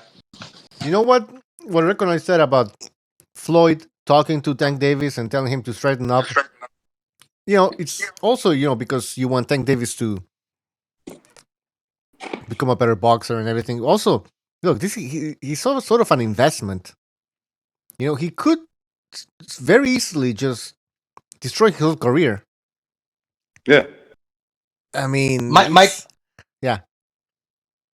yeah, it's an investment. Okay, my question is, Mayweather's a promoter. Why is he so interested in Tank? Because he cares about him, or because he wants to make money off of him? Money, does man. Tank These guys doesn't give a fuck. I'm like your uncle or something. No. So what's Mayweather's reasoning? You're kind of you're under my umbrella. You're using my name. And I'm making this big superstar, and I take a cut. And is Tank down with that? Or could Tank become a superstar with anybody else, like Eddie Hearn? Or I mean, that's a good question. Depends how much you believe in his skills. I mean, because who does Mayweather have aside from Adrian Broner? Oh, nobody. No, TNT. There's no TMT, whatever TMT promotional code. That's bullshit. He only has Tank Davis. Now, what if Floyd understands. You know what? Tank Davis, he's like a what is it? A car crash or something waiting to happen. Um, then I'm just gonna cash out on the guy. I can see that happening. He can only try so much. Or I Exactly. mean, Oh, yeah. No, what I'm saying is put Tank Davis against, put him on against like I don't know another big name. You make some money out of it because if you don't, eventually he's gonna end up maybe losing to some of these bumps. Yeah, you don't want to be Floyd Mayweather and constantly having to babysit, Tank Davis to. I know he likes to vacation. Floyd Mayweather does. Imagine you're out there having a good time, but you constantly have to be checking on this dumbass because he can't keep his shit straight. Well, hopefully, he's not that guy. Exactly. Like Floyd has a lot of experience. He probably saw a lot of boxers just not make it into boxing or fuck up their careers or their potential because of stupid shit like Yeah, that. You know? and stay the hell away from Adrian Broner, man. That Oh guy's man. getting sued for like $800,000 Yeah. for almost close to a Sorry, million. guys. I missed what you guys. I got a No, we're phone talking call. about Floyd's advice, and now Gonzalo saying that Tank Davis needs to stay away from Adrian Broner. He does. It's like he needs to stay away from guys like that. Just the people that are no good for you. Like, dude, once you make that money, then live your life. And once you, I mean, if that's what you want to do, I get it. I mean, hopefully you don't get addicted to shit like that. But I think that he's just doing. He feels entitled. That's entitlement. No, I'm going to celebrate now, like I did something. This is I a mean, listen, problem. it is an accomplishment. Look, this is what I will say. It is an accomplishment within itself to be talked about in boxing where, some type of media talks about you like you're an event, right? Now, depending on how the event is. Most boxers go unknown. They just go unknown throughout their whole life. It's just so that in itself is an accomplishment, but he's trying to act like a king. You see what I'm saying? Like he's trying to like look at me, I already conquered. Like, no, you haven't. You haven't fought nobody. You fought Pedraza, who's a prospect like you, who fought a stupid fight and still was giving you the business. That's right. Yeah. I'm not. No more fixed fights for me. I ain't gonna say that. All right. I'm gonna say stupid fight. Stupid fight. Okay, a fight that you should have not fought that way, but still was giving Tank some work. And had Tank breathing hard, which he does anyway. I mean, go look at that kid's mouth after 2 rounds. Tell me this is a guy who's comfortable. Yeah. It's that he's young. He could get away with it. He's a young man. He's what? Like I said, he's 23, 24 years old. He's young. 25. 25, excuse me. Hey, listen, bro. You better start disciplining yourself, before you become an old 27 and an old Yeah. 20. Mm-hmm. He's kind of lucky that he started really, really young to where he's got ample time to develop. But if you're not fighting, that it's like like a double-edged sword. When you got the time and you're not staying busy, and idle mind is the devil's playground. Interesting. Yeah. What's up, guys? Whoa. Apology. Evening. What's up? What's up, apology? Apology. Are you still disappointed in all of us? I learned to live. Okay. Live and learn and forget. Gotcha. See, even apology is getting older with his age. Why is he getting smarter, but Tank's getting stupider? Easy now. Because Apology. he hangs out with Bruno and he does loads of drugs and drinks and he's just a stereotypical, you know what. Half breed. Oh my Yeah. god, guys, what the hell are you I talking was about? I was gonna say a bitch ass nigga, but Oh my god, that this as is a well. family show, man. Jesus, apology. Come on. You can't say that, Apollo. You can't say Oh that, well. man. Oh yeah, you're black. I forgot. It doesn't Yeah, matter. No, I think It's I I will think pass. oh yeah, he has a pass. What yeah, is he this might get a shit? pass. Yeah, he might. I know. Like I don't Errol know. You two Spence, might ban that too soon. One day. like Errol Spence did to Tim Bradley. He's black, Right. so it doesn't count. All right, Yeah, guys. So Errol Spence. So Floyd Mayweather is the one trying to talk sense into Tank Davis, right? That's what we assume is happening here. He's like, don't look, hang out with Broner. Yeah, right, right. I think it's like, look, I'm not gonna force the issue, but you are a little money ploy for me. I think, look, Floyd views him as a money ploy. Like of course. it's a No, little he's bit him of as a money. brother. Yeah, No. it's a little bit of money, that keeps his bank account flowing, whatever that is, and he's probably like, look, I'm just gonna. I talked to him and it didn't work out. He loves Baltimore. He loves that street shit. He loves that clown, typical stereotype that he just loves to enforce in America. And outsiders that are looking in. He likes to be that guy. All right, fine. Let's see how far that takes you. Let's see how far it takes you. I don't think it's going to take you too far. Yeah. And look, that Broner character. Why would you want to be friends? What does he? How upbuilding and why would you want to hang around with that guy? Look, the guy's even not only that case he caught with the $800,000 lawsuit that he didn't show up to court. He's also involved in like drug cases that are open, where his name comes up. Maybe like a You talking about RICO Broner, charge or right? something. Yeah. Yeah. I mean, Broner, we know is a mess, bro. Yeah, he's just a mess, man. Kid got 9 kids from like fucking 7 different women. They all taking him from child support. What a fucking idiot. And this dude is proud of that shit. I got 9 kids. Hey, you got 9 little bastards walking around, bro. And you ain't a father to all of them. I know that. Maybe Tank Davis looked at what happened with Broner and he's like, you know what? I'm gonna end up like this guy. Yeah, Yeah. I would hope he does. I would hope he say, you know what? I don't want to end up like this clown. Yeah, he keeps him as a reminder to what not to do. This is what I could end up looking like. Say what you want about Floyd. I mean, at least this guy knew how to keep his head straight and everything. And that's. Yeah, he trained his ass off. He also trained all the Yeah. time.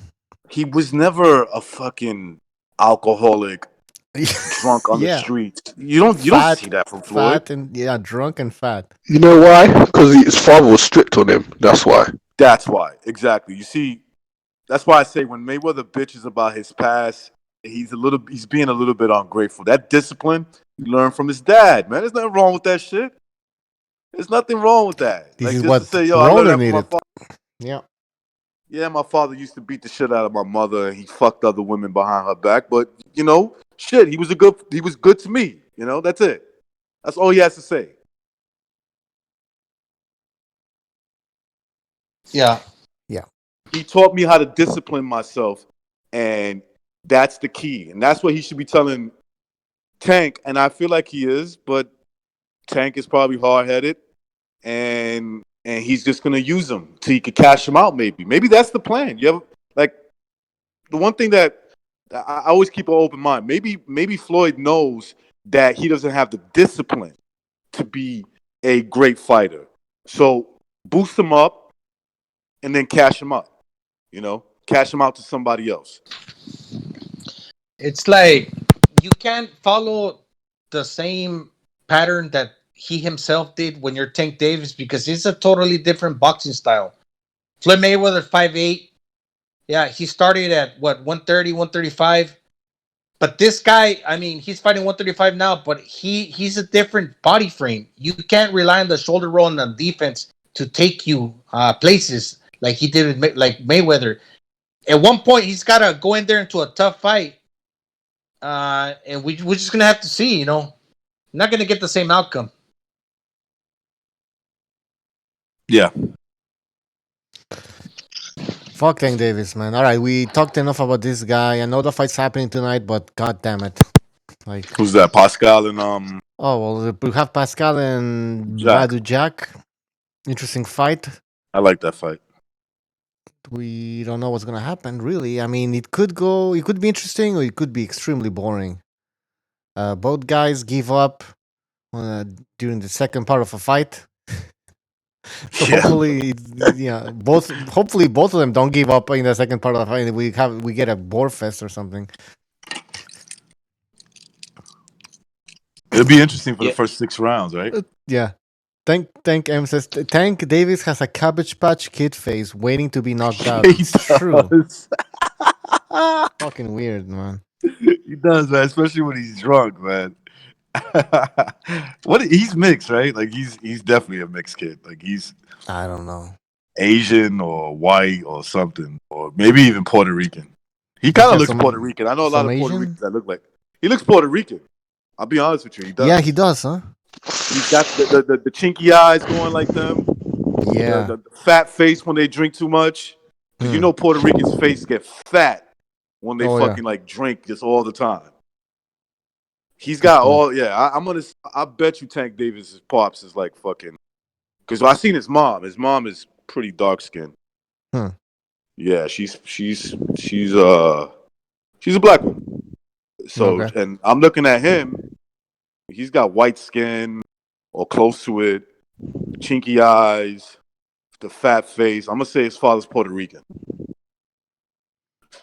Well, I'll look it up and see if that's true. If it is true, then Or a light what an skinned black guy. abomination. Or a very light skinned black guy. African American. We'll have to wait and see. But yeah, I don't know, man. I don't know. This is tiring, to be honest. Talking about Tank Davis and whether he's Puerto Rican or not, you know. Yeah, I care.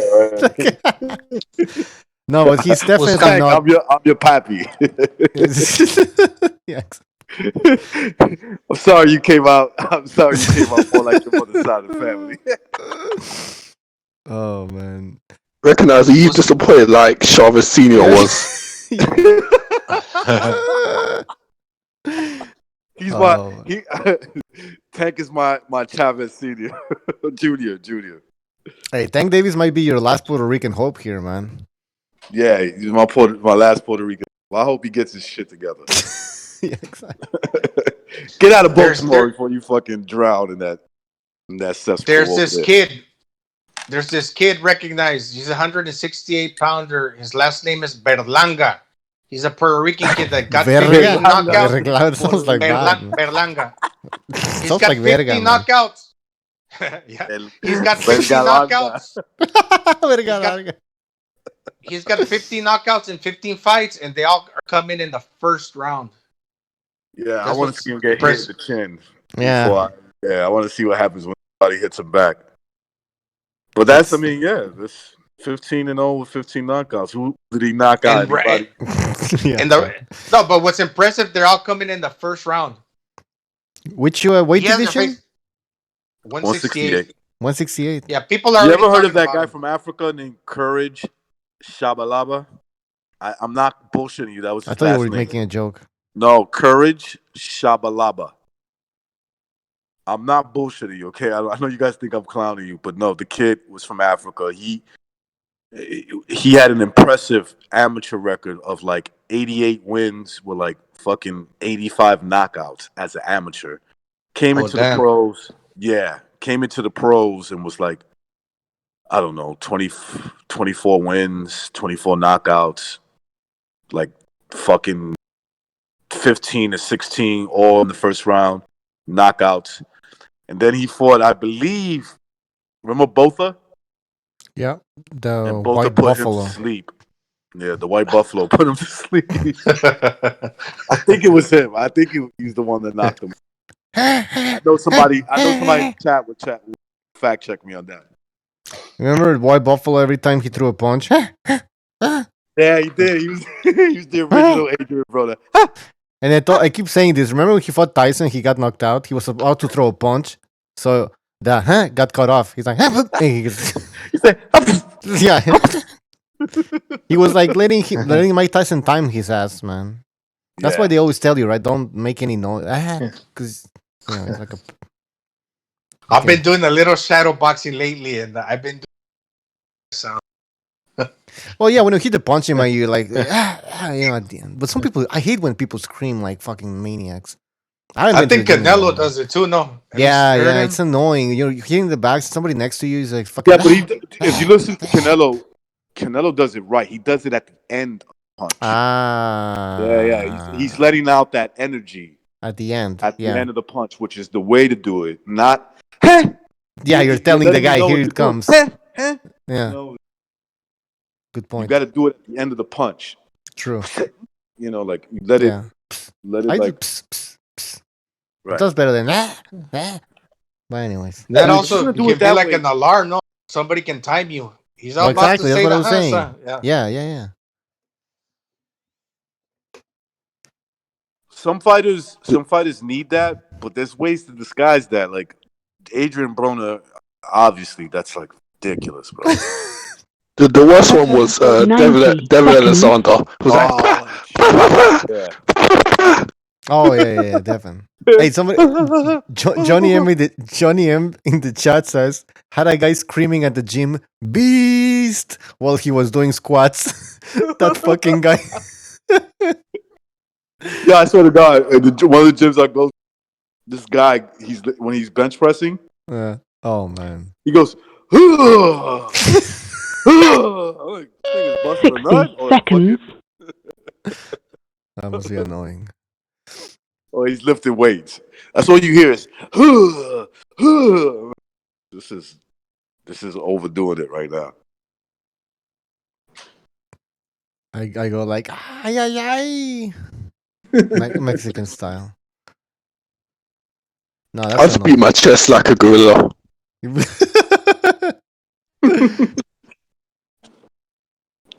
Ortiz does that shit.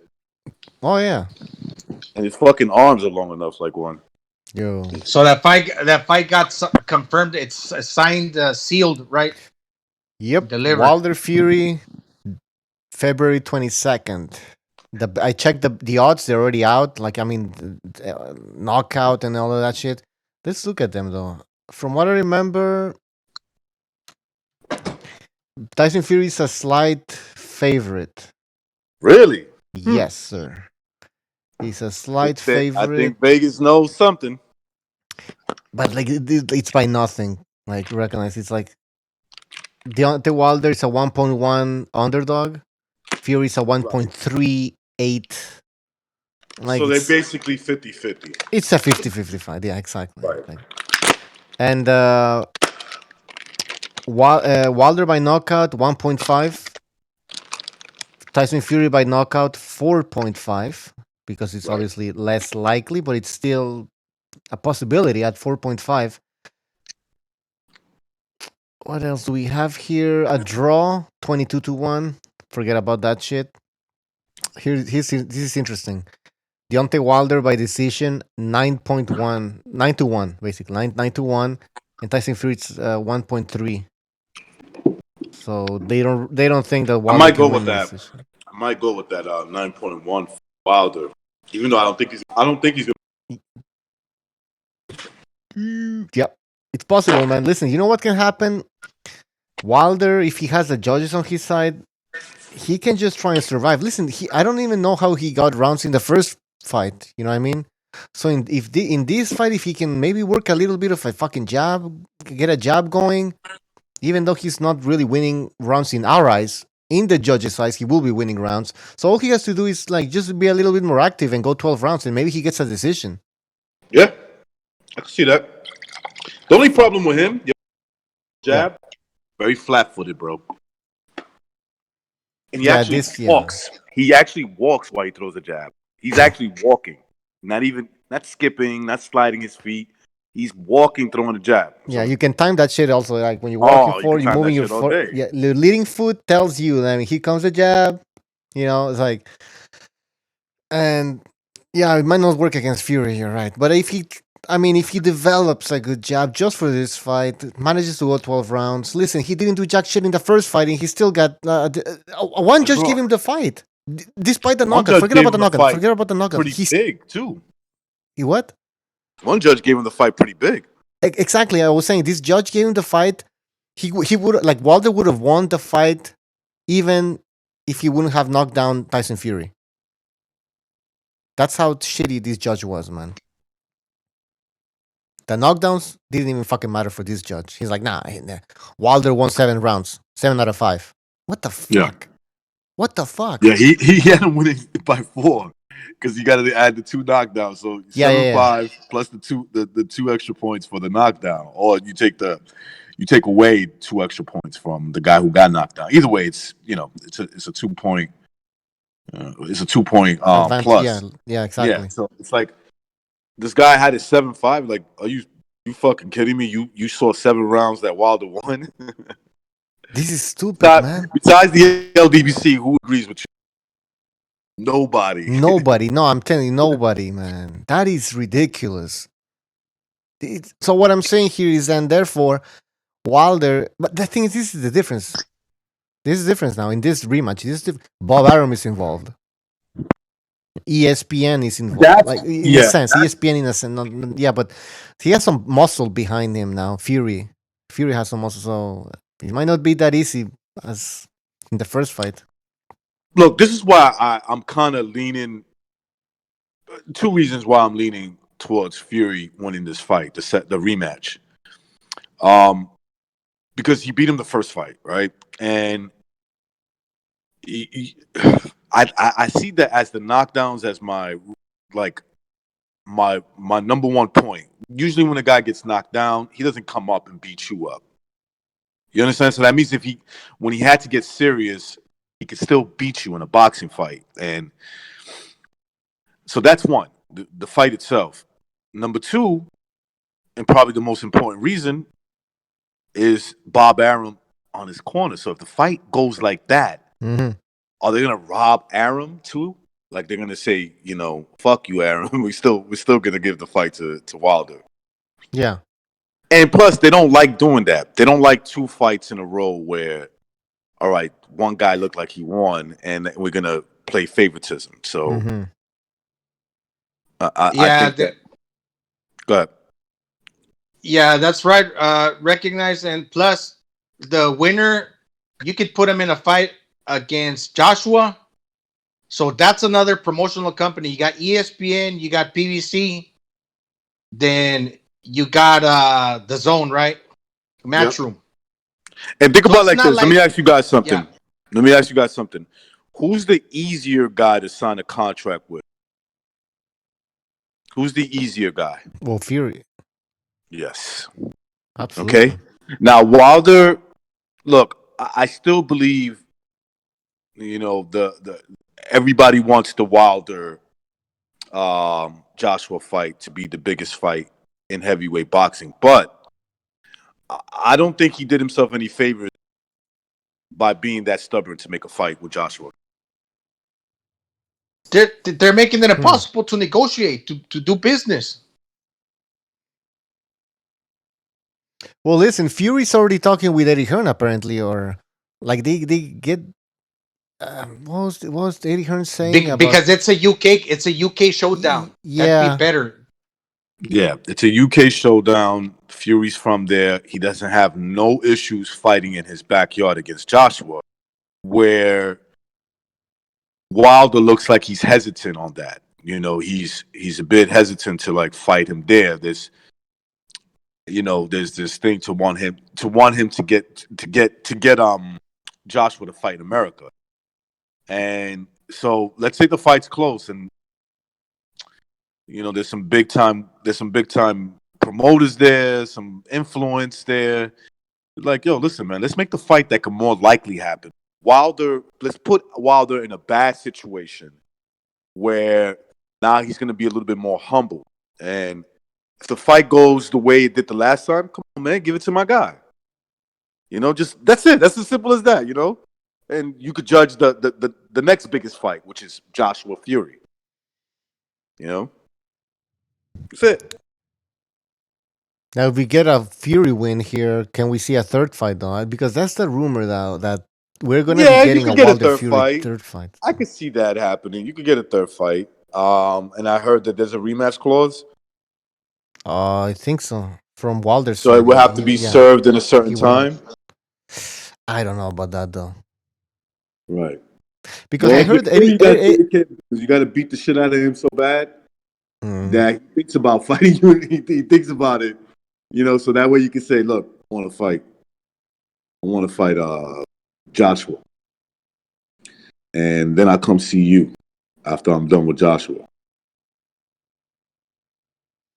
Well, you know what Eddie Hearn said though? He's like, I don't mind if Fury loses. We can still make that AJ Fury fight. So, Well, I mean, yeah, because if it's a bullshit win, then yeah, you could. It's like, no, the guy that he went to America and the political golden child of America won. Okay, but we know that he really didn't win. Let's be the guy that really beats him. Let's not just be the golden child of the UK, AJ, and let's show that we're better than the golden child of America, Wilder. That we're gonna actually win this fight. yep, you could sell it that way. What are people saying in the chat here? Mostly my voice here. Chalino Sanchez says, "Did you see his last fight? He's scared now." I don't know who you guys are talking about. Joey Ocean says, two-time. He's talking about AJ, two-time heavyweight champion of the world. Johnny M says he looked good, was playing it safe, but he improved. AJ against Ruiz, obviously. Yeah, he played it safe. He had to. Listen, like Stu is always saying now, we give him a pass. Well, I don't know about some of you guys, but we give him a pass because Ruiz was a dangerous boxer. He did knock out AJ. AJ played it safe. Fine. Now, if AJ starts fighting like this from now on, then I'm gonna criticize the guy. You can't be fighting like that. No, first of all, he physically can't do that with bigger guys. Good point. Physically, he cannot do that. It's true. Yeah, so people gotta calm down. Doing that to Ruiz was obvious. The guy was overweight, not motivated, and pop him in his face and get the fuck out of the way. That's it. I mean, win a boring fight, like Stu likes to say. And you can't do that against guys your height, your reach. No, the fuck out of here. You're gonna get knocked out. Yeah. You're gonna get caught getting hit at the end of those punches. Yeah, people Especially calling him like Wilder. young Cassius Clay. Get out of here. Go ahead, apology. Good apology. Apology. Are you at the gym? He's at the gym. God damn it. He's working out. He's working out at like 4 a.m. Yeah, I think yeah, I can see apology, one of those guys. Yeah, what's up? Benching 300 pounds or something. What's up, man? You were gonna say just something? taking it all in. Ah, okay. Just taking it all in. Yeah. It all in. What the hell were we talking about? Joshua Ruiz, too. Yeah, we talking about Joshua Ruiz. Oh yeah. The young we Cassius talking Clay. about the style that he used. That a lot of people like to say he was boring. He was boring. I'm not gonna lie, but He was boring, man. I felt I bad mean, for the Saudis. If you look at yeah, go ahead. If you look at his Joshua's career, it's there's loads of exciting fights and there's some boring fights. Yeah, it's like most fighters. Yeah, and it's one fight. Here's the thing, because LDBC fanboys were like, "Oh, you guys always criticize Floyd for the way he fought, but now AJ fights like that, and you guys are praising him." Blah blah. Blah. Again, it's one goddamn fight. Floyd was doing this forever. He always did that. Well, there's the flip side of that, LDBC, that I hate to tell you, but did he used to defend that kind of style? Yeah, it goes both ways. These people don't even know what it goes both ways. Yeah, I know, it's stupid. Yeah, smart boxing. For his smart businessman, he does hit and not get hit. sweet skills pays science. the bills.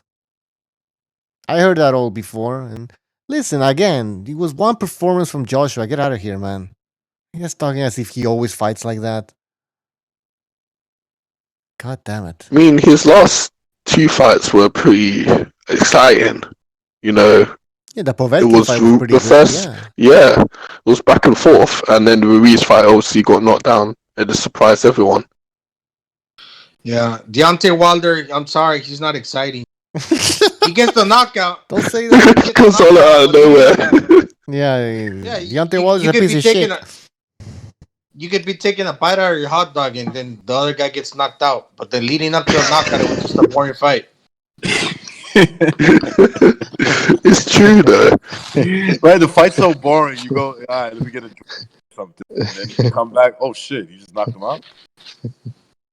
Do you really wanna like? Are you that excited about the Wilder knockout? You know what I mean? Of Like, what, is it old some? Luis Ortiz? Yeah, it's not exciting. It's not.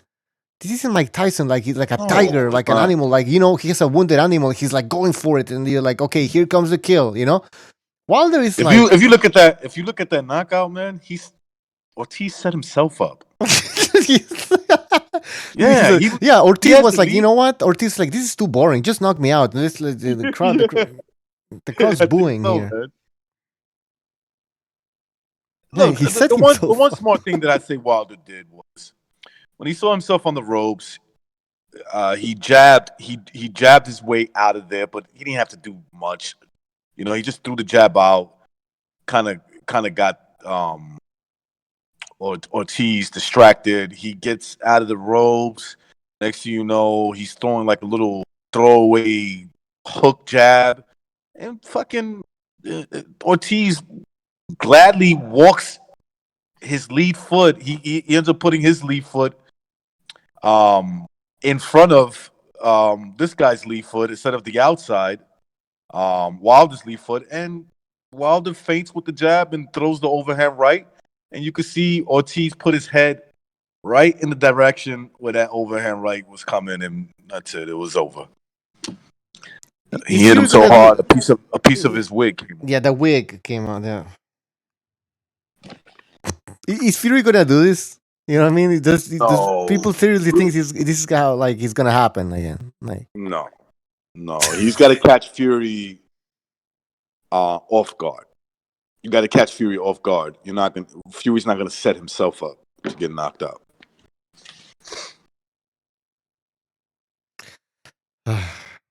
now the question is Fury gonna wear a wig? You know what I mean? Like Nah, Ortiz. he's proud to be a bald head. Proud So, Baldy. He's yeah, an you can inspiration tell for he's all proud. Baldies around the world. Yeah, he's What one a- of them. Oh wait, hold on. Let me send G Boogie a link. Where's G Boogie? This is Hancho.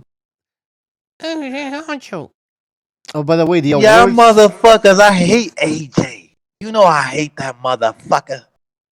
That was so fucking funny, man. All right. The I phone wish lines are Hancho would have called closed. this. Phone lines are closed, people. For now, we're gonna close the phone lines for now. By the way, people, just a reminder: we will be having a show hosted by Mr. BDA. The End Year Awards 2019. We're gonna talk about Fight of the Year, Knockout of the Year, and we're also gonna hand out the BDA awards. Right now, Vinny Mac is winning in the polls. He's the best caller, apparently. Hancho. Hold on, I'm reading a comment here from Djibouti. Okay, hold on. Yeah, so guys, stay tuned because we're gonna be having that show, and we're gonna have another show, which we're gonna focus on the last decade and everything that happened in the sport of boxing. So, best fight of the decade, like, important events of the decade, historical moments that took place in the 2010s. 2010s sounds weird. The 2010s. Hey, I have a question though. Not Yeah. you know when we talk about like back in the 30s, back in the 20s, Yeah, yeah. We're entering the 20s now. Like, does it even make sense? I When guess are in we our gonna drop lifetime, it? we got to call it the tens, the 2000s, Yeah, but does it make sense 2020s. that when we refer to the 20s, we're actually referring to the 1920s and not that? Here's the thing, right? So, like, how do we describe the 20s? I mean, the tens. Like, how do we describe that? So we have to. I guess we have to say 2010, the 2010s. It's a good question, but I really don't. I don't really have the answer for that. Oh, well, I'm disappointed then. Sorry, I Pink Panther apologize. says we may regret Vinny an award. We may regret giving Vinny an award. It's going to his head already. It's true. Did you I see think when I that. mentioned it? I said we're gonna announce. He's already thanking his fans. Like, I want to thank my fans. Like, what fans? What are you talking about? Like, he's a Does really fucking not academy. understand it's parody, like a joke. Like you're the best caller, but You're the in best. in No, a don't burst. Don't burst embarrassing, this. joking way. Don't bust Yeah, it. Don't burst this bubble. Let him. it's I like, want him to continue to feel this way. yeah, you're the buffoon of the land. And then he's like, "Thank you, thank all the fans." And then he's like, I'll be "It's celebrating, drinking my Pepsi. yeah, my diet Get my Pepsi, my Pepsi. zero Coke, whatever that shit's called. Fuck out of here." Oh man. Yeah, this is your boy Honcho. Yeah, this is your boy Hancho. I hate that motherfucker AJ.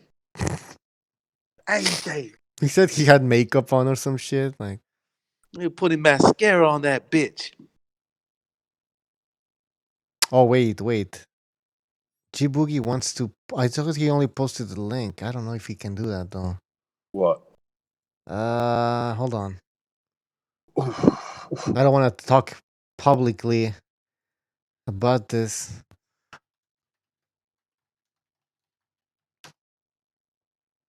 All right, G Boogie, check your messages, man. Anyways, all right, the fights have started, people. It's 9:23. I repeat, 9:23. Okay. Um, 9:23 East Coast time. of course, Yeah. I'm like, yeah, East Coast. Yeah, I don't know what time is where you guys are. If you're in the West Coast, it's 6:23. Correct. Jose Euskatewi is fighting, so I'm Usatagui. excited for that. Yeah. Oh, he's fighting. Yeah. Isn't he one of your friends or something? Yeah. He's camped out in Tijuana. He lives there. Yeah. It's true. He's Mexican? No, he's Nah, he's Venezuelan. Venezuelan. Oh, Yeah. okay. I thought so. Yeah, he's been over there for many years now.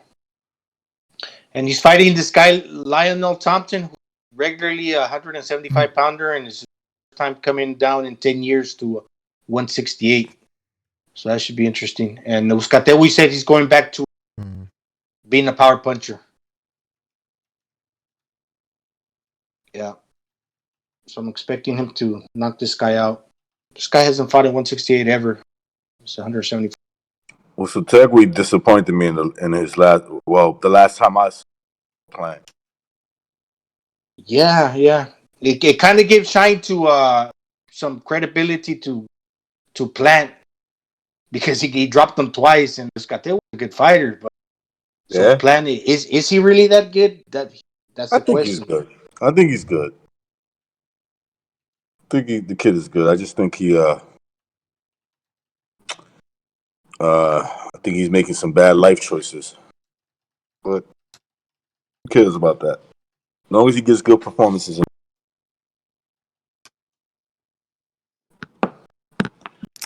Okay, what else? What else? Is this the last fight of the year? Yes, son. Well, no shit. The year ends on Wednesday. The show. I hate that mother. Where's that motherfucker chicken stew? When does it Chicken kick off next stew, year? beef stew. Beef stew.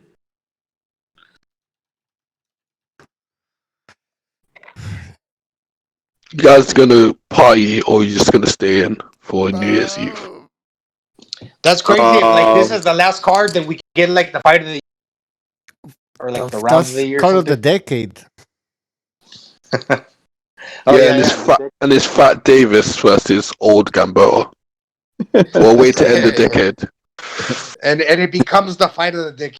Imagine that. Chunky Davis versus I don't like all Gamboa. this Davis hate, man. Yeah, no, what are you guys doing for New Year's Eve? Just gonna chill. I'm gonna chill too, man. Yeah, I'm going same. out, man. I don't want to. I don't want to spend a lot of money, and plus, No, it's you know what? cold. These It's fucking cold where I bars. am. I don't know if it's the same over there, but bars they charge like an entrance fee when it's New Year's. Yeah, It's because so everyone wants a party. yeah, but So come on, that's so they're cheap. trying to. They're trying to, exploit the market. You got plans? Apology. No, I mean I could go out, but I don't want to.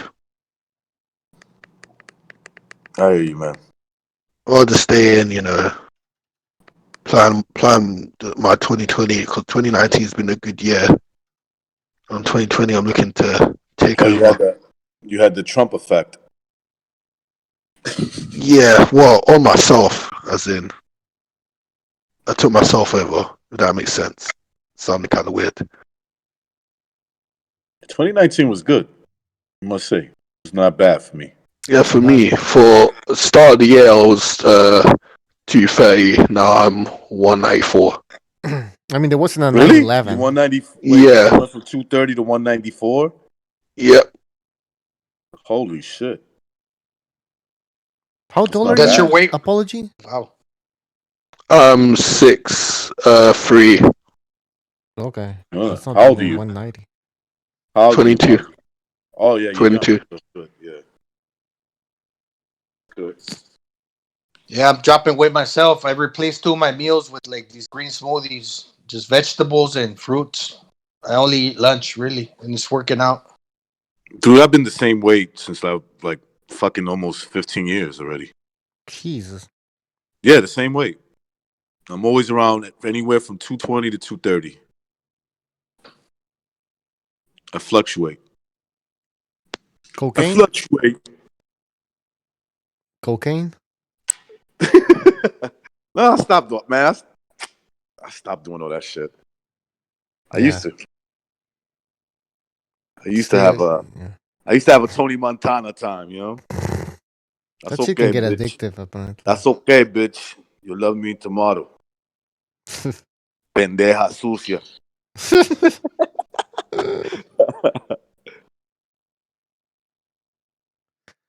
I stopped Well, that. people saying in the chat. Lion Bar says luncheon meats like spam, bologna, and ham.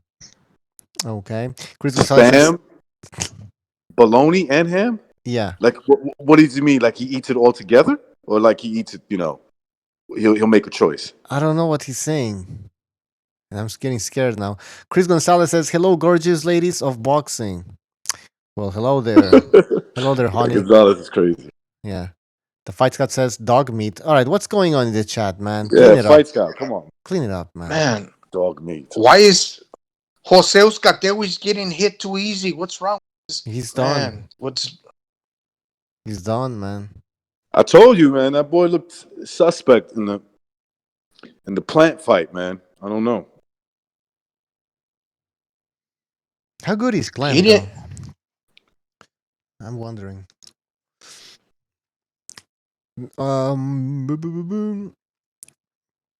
Yeah, Usategui could be past it, man. I wouldn't be too surprised if he's like his better days Yeah. are past him. He always knew he could beat Andre Direct, right? Like he just listen, man. This dude is nobody. We were never high on Darrell. I was. I knew Darrell was a hype job. I knew it. He didn't know shit, man. No, I swear to God. No, I'm joking. I'm joking. When I saw him pitch out against what's his name, Arthur Abraham. Oh yeah, yeah. That Well, was yeah. it for me. That was it for me. I said this dude's a hype job. Mentally. Yeah. Yes, he's a mental midget. And then it keeps happening with this guy. It kept happening with this guy. So you know what I mean. And his brother Go look at his brother's face. He Yo, I was quit about to say against that, man. Holy shit, Benavidez. you read my mind. That was his face says it all, huh? Of course, man. It's like Benavidez was too much for him, man. And Benavidez could eat he after a has a while. face like he's in Auschwitz or something, you know, Yeah. like get me out of here or something. Like he's not supposed to be there. Yo, Like listen, I don't why are want you to in the quit. ring, man? I don't want to quit, so somebody stop this fight. The ref or one of you guys gotta step in. Or else I'm gonna quit. Help me quit before I quit. Yeah. Help me quit before I quit. Oh damn! I didn't realize that Chalino. I'm extreme. Okay, I don't know what people are saying in the chat here. Yeah, Uzcategui got dropped already. My stream cut out, but apparently got dropped. The radio. We don't stream here. We Blue don't Scar stream. Sports TV says Andre Dirrell deserved an Oscar for that Abraham performance. I mean, fuck, man. He should have won. He should have been the one thanking his fans after getting that Academy Award. That fight for me did it for me. I knew, like I said, man, I knew he was not about that, and he did it the first fight against Usategui. Usategui hurt that boy. That's the reason why he punked out. He said, "Fuck it, I'm gonna take the easy way out." Second fight, I said it was just look, fuck this. I'm gonna do what I did the first time, except Hey, that no, I'm he not gonna probably get away I with got away with it. it. I got away with it. Fuck But that shit. I'm gonna get away with it. Yeah. And then his Quit. trainer, what a. That's why I said, remember there was people like, yo, he would have gave Andre Ward a fight. Get the fuck out of here. Andre Ward, dude in his balls, they would have he would have been Oh, the first shot. No, the first shot, he's down, man. First low blow from Andre Ward, first elbow, where he's already gonna be on the canvas. Like Andre Ward would have beat the shit out of that dude. The one thing Andre Ward is not, the cheater, he's a dirty fighter, all that stuff. The one thing he's not is a fucking quitter. That motherfucker would cheat to the end. I give him Like, I'm gonna quit credit. this. Yeah, when you see when Kovalev landed that right hand, caught him coming in. I was like, damn, and he got up immediately, huh? Yeah, that's a And strong, he's like got strong back boy. up. Wasn't stumbling that much or anything. He's just like, oh shit. But he was, looking at the ref and everything. I was like, damn. He got a blockhead. That's what it is, man. Yeah. That head could take punishment. Thick skull. Remember they said Julio Chavez had an abnormally thick skull? Is that even true? I believe it. I don't. I think I heard something like that, but I tell you who's with him, Andre Ward. Andre Ward, look at the size of that boy's head. Look at his cranium. Yeah, it looks like above, like proportionally speaking, it's a little bit bigger than what it should be. Yeah, he's got a big ass head. That's why he can take punishment. I'm telling you. Interesting. And that's why he uses that head. Oh yeah. He fucked up Kessler's career, bro. You know who's got a big head? Manny Pacquiao. Yeah, but you know that's all from steroids. You know that's that, right? a Barry Bonds type of head there. No. Come on, Barry Bonds' head is just. It's the same shit. He was made growing. him. You see, here's the thing. Barry Bonds, he actually grew an inch. That's how big his head got. I think he said he was late. What's it called? Late. When you grow late. Right. Okay. Late So spurt or some shit. man, usually a man stops growing somewhere in his early 20s. Yeah. Sometimes even earlier than that. Or something. This motherfucker grew an inch at 37. What the? At 37 years old. He went from 6'1" to 6'2". Fucking guy. Remember Jose Canseco? That was another guy too. Maguire, what's his name? What's Maguire? No, Maguire. Oh, Ginger Maguire definitely changed, bro. Like Mark Maguire was a fucking said. He's the one that really it was him, Canseco. I'm sure other guys were doing it, but they were like the obvious two guys that were using it. Remember there was a whole hearing in front of who was it? It was fucking Congress or some shit. Yeah, it was with the Senate. I believe it was the Senate. Yeah. And what happened with that shit? I don't even remember, man. Well, what they ended up doing was basically they made MLB, which actually MLB already did that, was install stiffer penalties. You see, before it was like okay, you're not allowed to use it, but there's no punishment. So basically, it's just like, okay, I'm not allowed to use it, but I'm still going to use it. And there was no real testing going on. There was like a urine test, and that was it. Yeah, yeah. So that's more And stringent, more now, then the Olympic. testing became harder, and the Yeah. punishment became harder. It was bogus, man. This whole thing. Look, man, they fucked baseball up with that shit. Like, can you believe Barry Bonds is not a Hall of Famer? Like, that doesn't even sound right. Baseball, Barry Bonds, Hall of Fame. Like, that goes naturally to Roger Clemens, Okay, but baseball, Hall of what do you Fame. mean? I These mean, I guys don't know. are, Yeah. well, They- okay, because of the rule, the writers on their own decided that Oh, okay. On their own. even I'm if sorry. you I were, thought it was they were like banned from not entering because of what. Okay, so no, the no, rioters decided not to, like they got the together like now writers we. decided not to vote them in. Oh, okay. So it's like like some writers don't give a fuck. They're like, no, I'm sorry. Unless you could prove that he was the only one taking, Hmm. okay, then but if you can't, I'm just gonna look at the numbers because baseball is a numbers game. Okay, there's certain milestones that people reach. Barry Bonds hit milestones that nobody ever reached. Okay, but those milestones, like, are they can like how? Artificial, some of it, yeah. Look, I'll give you an example. He broke the home run record. I would say that's artificial, right? Because it allowed him to extend his career. And when he did his best statistics and numbers in baseball was in his upper 30s, his late 30s, right? So Mhm. that's basically, he prolonged his career to the point where he was able to do those type of numbers and break the home run record. But I'll tell you something that he did that nobody ever did, and he wasn't on steroids because he was a skinny little thing. He's the only baseball player ever to have 400 career home runs and 400 stolen bases. 400 home runs, 400 stolen bases, and he did that in a short span. Like that's the crazy. Like the dude is a Hall of Famer. That's it.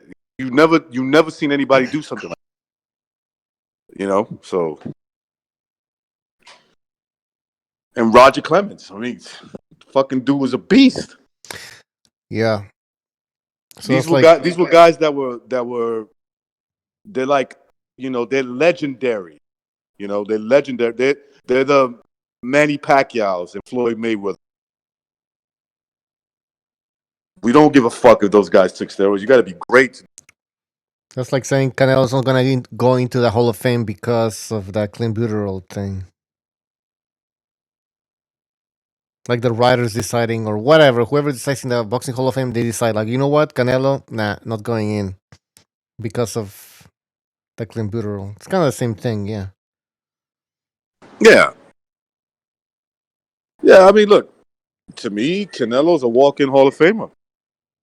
Dude, is he a cheater? Yeah, of course he is.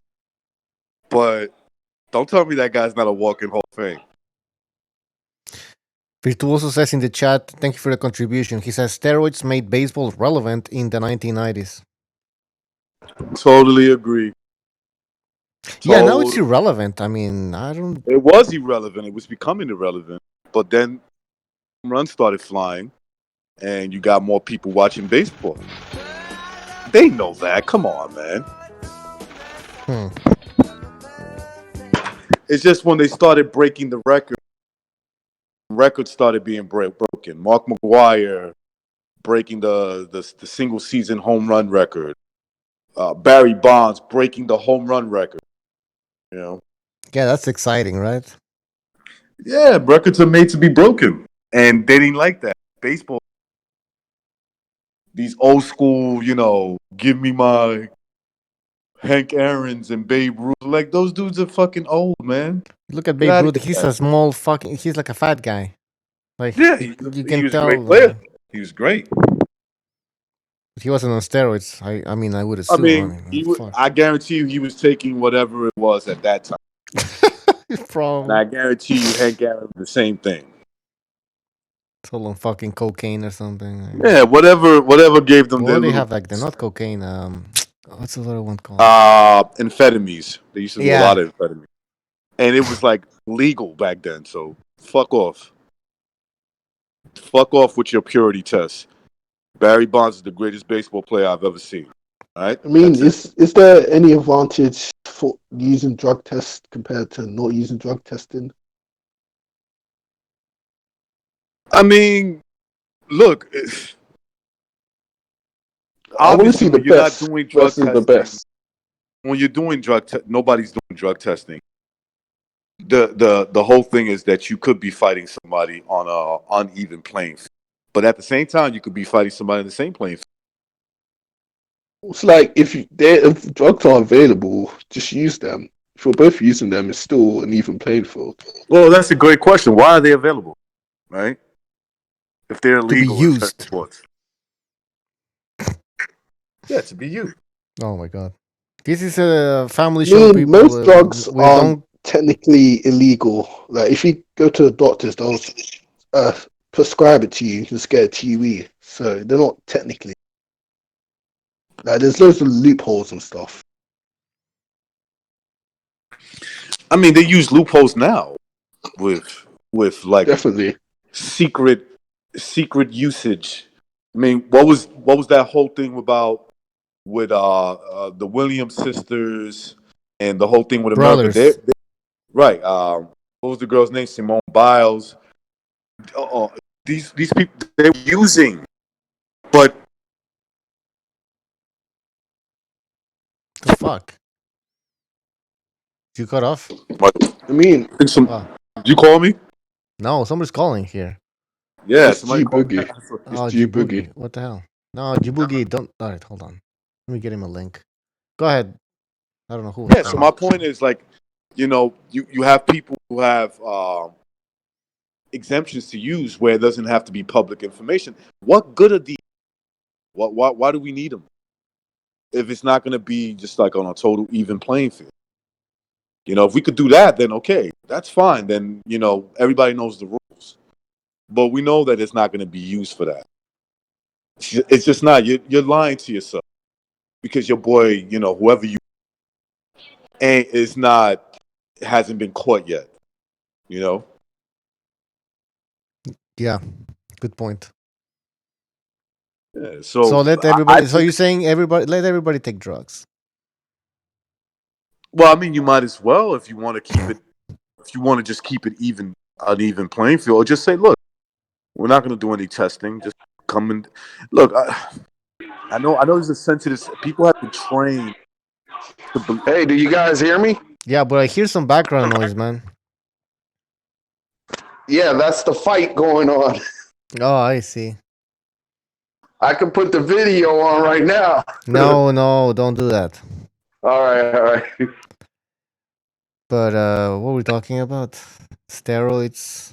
Yeah, even playing field. Like, look, the human brain gets conditioned by the media today. So everybody's conditioned to be like, oh, no testing. Are you crazy? People's life are in danger. Like, dude, boxing is a danger. What the fuck are you talking about, bro? How's Like, a what boxer are you any less talking about? safe if you're using clenbuterol? It's a fat burner. How's that going to make any less or more Yeah. Well, dangerous? Jimmy said that can be used to mask other stuff that you took.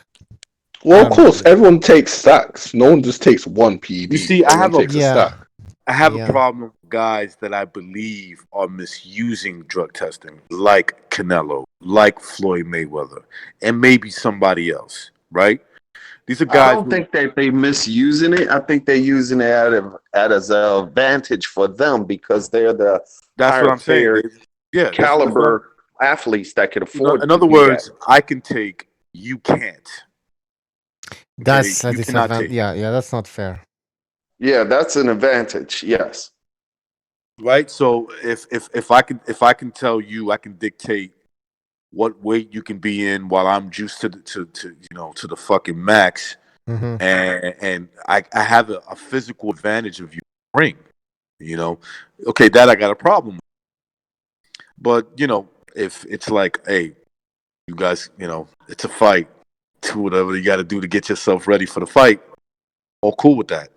Don't give me the fighter safety shit. Fuck you. I don't want to hear that. Like, no, I don't care about no fighter safety. The best fighter safety is don't get into a fight. That's it. Yeah. Once And I we want to see knuckle the up, best. whatever happens, happen. Because when I'm throwing those punches and you throwing those punches, we got bad intentions, and anything bad could happen. I want to see the best first, the best at a top level. And having drug testing, there's no advantage to me compared to everyone being juiced to the gills. It's like you get better fights. I'm just saying. I mean, look what happened to USC.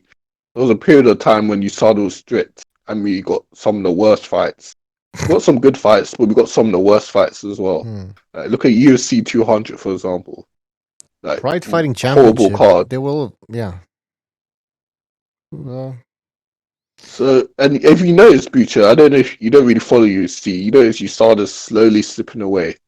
They're changing their policies so it's easier for people to use PEDs. Like they changed their milligram percentage. Now it's 100 mg. So if you're under 100 milligrams, you're good to go. So you can use like any PED or drug if it's under 100. So these testing agencies are walking contradiction. Yeah, they're full of shit. Dana White just used them to get into New York. That's it. What got a guy suspended can now be used at the same max or even over that max, and he's not a cheat. Like, yo, listen, man, don't give me that cheat stuff, man. I'll give you a good example of that. Look at Nate Diaz and his brother Nick Diaz. Now they legalize. Oh, they're both PED users.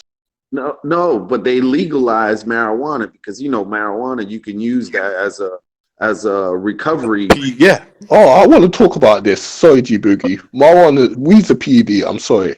Like it's a PED. It should be treated as such. And people are like, oh, it's not as bad as steroids. Like you comparing a muscle builder to like a down on a healthy focus. Yeah, I know. Especially in California, it's like it's a PED. If you can't just pick and choose what PEDs you have, either it's both PEDs or none of them are. I don't want to hear this shit. You heard it. Yeah, only suckers worry about what another man is putting in his body before they get into a fight with him. I don't give a fuck what he's trying to. If I land a good enough punch, there's a good chance I can knock his fucking brains out. That's how it's just like in the streets. You don't know what the motherfucker. He could be juiced to the gills, and he walks up on you, and you walk up on him, and he try to test you, and that's why when I heard strip his manhood from him. When I started hearing boxing on YouTube and the shit they were complaining, I'm like, yo, these dudes claiming there's some tough dudes. You're a pussy, man. You worried about what a man puts in his body? Are you criticizing Deontay Wilder for not fighting Povetkin? Of course I am. Hell yeah, he's the main one. The main he one. He got man. excuses. I think he opened up the Bible, the Wikipedia of excuses. The Wikipedia of excuses. Yeah. Listen, man. Just like listen. Real men do real shit, right?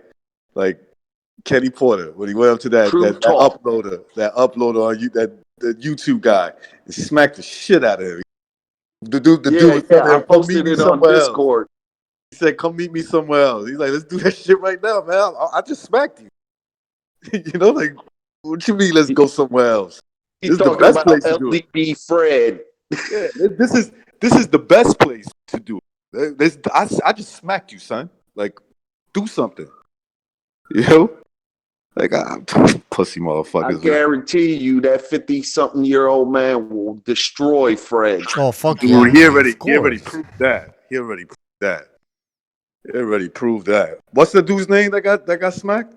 Fred, the LDBC Barbershop. punk ass motherfucker. Right, yeah. That dude. Okay, he's lucky Kenny Porter's a nice man.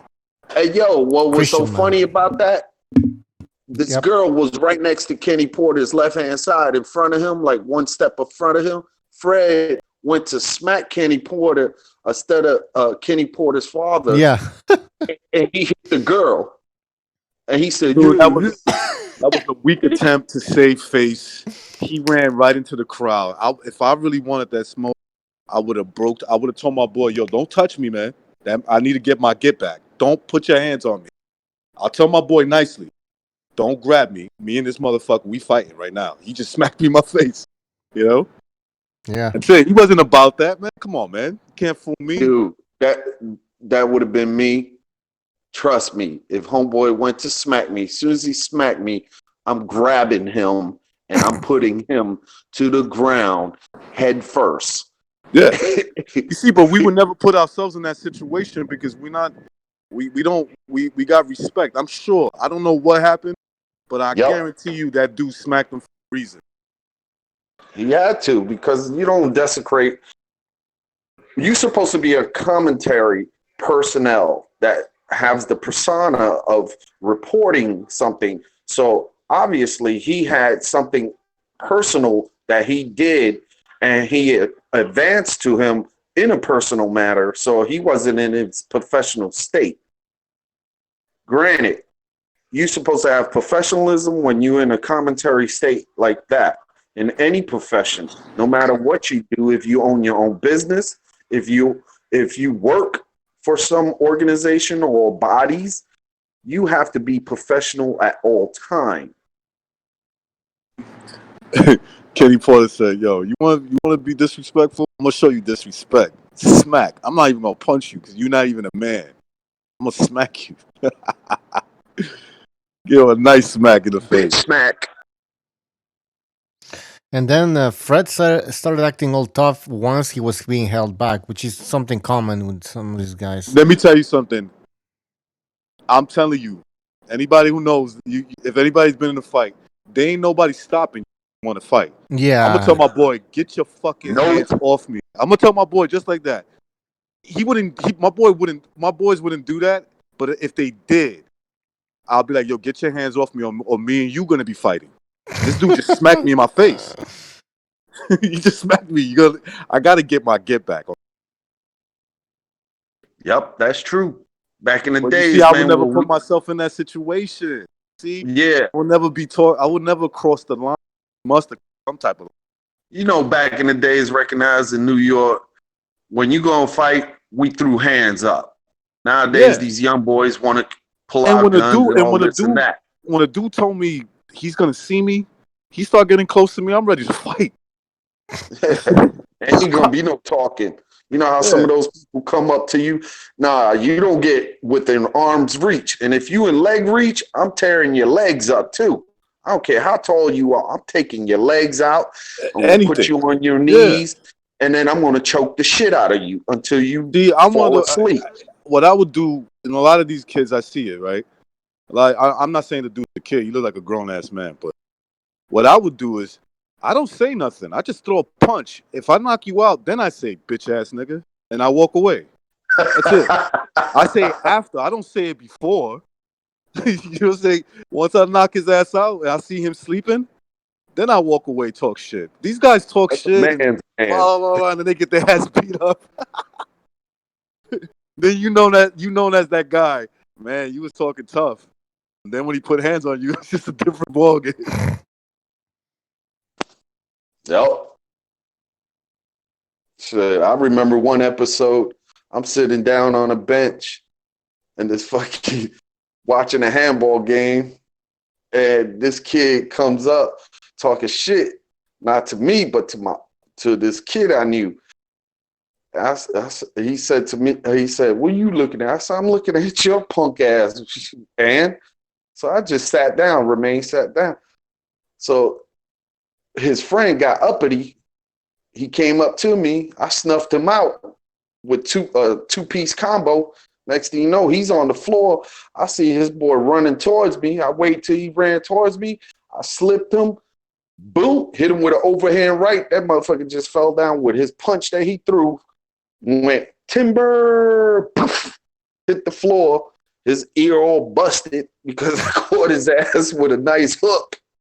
And I just walked away and said, "Fuck y'all motherfuckers." Yeah, that's it. That's the way you do it, man.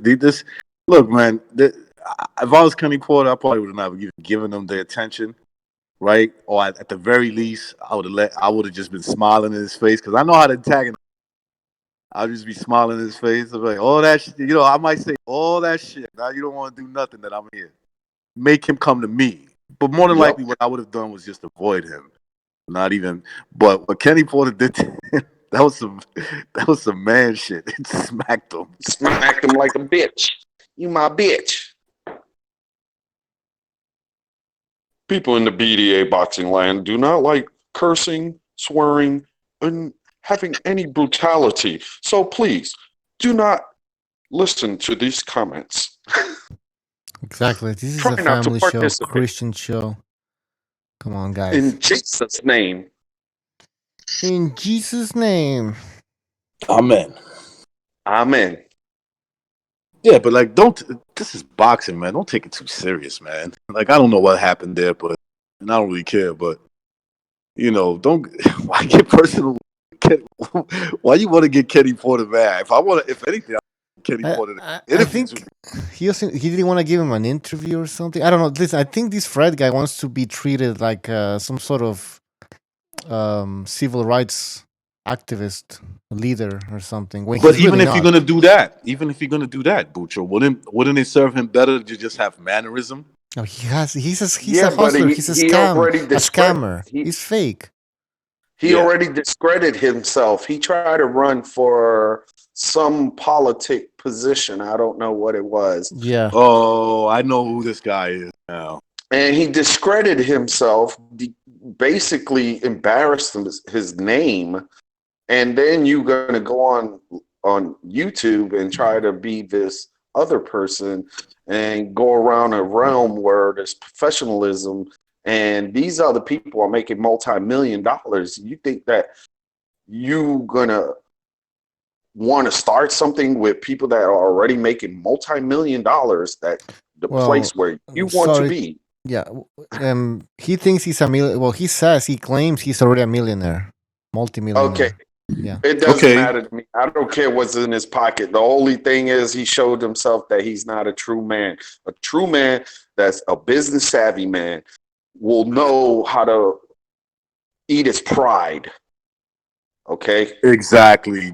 You see, let's say if Kenny Porter smacked him and the guy never did anything wrong. All he did was just was critical about the training methods and Sean Porter. Let's just say that was it. Then you see Kenny Porter, everybody be looking at him like, yo, you're a dysfunctional person because you're attacking people for their criticism. Like that's wrong.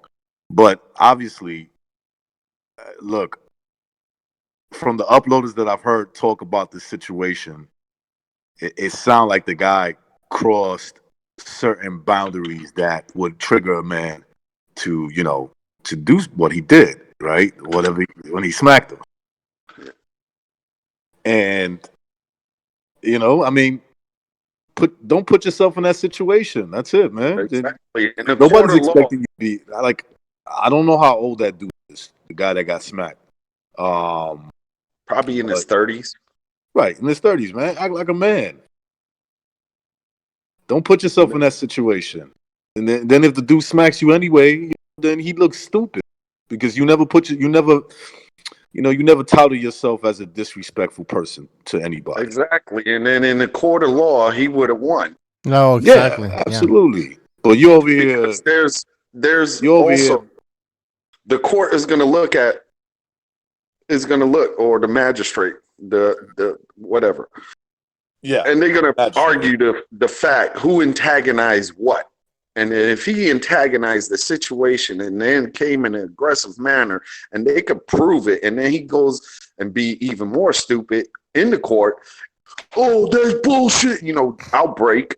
Then he just lost his whole case. It's out the door. Yeah. Yeah, of course. Absolutely, man. Absolutely.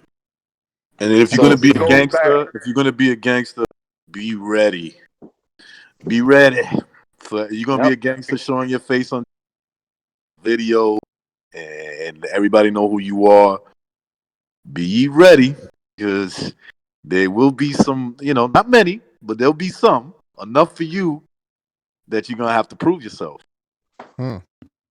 Oh, breaking news, guys. Yeah. Who's got the keys just lost. You got knocked out? No, he got knocked down on the first round, but this guy that he was fighting just beat him. Oh, beat Decision then. Okay. Yeah, he just beat him by unanimous decision. Yeah, Usategui looks like he's on a downslide now. Leonard Thompson. That's who he fought? Well, that's it for him. Yeah, I think it's safe to say Usategui is probably a journeyman from now on.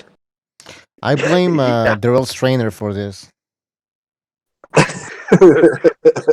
He's still suffering. He's still suffering from that post-traumatic, stress or something. Yeah.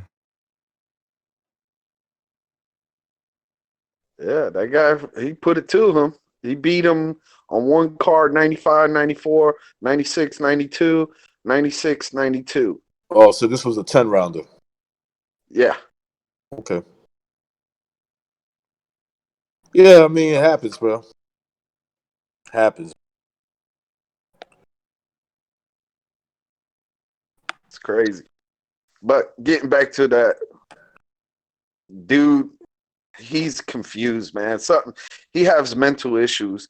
He don't know if he wants to be a gangster or a reporter or a businessman or a politician.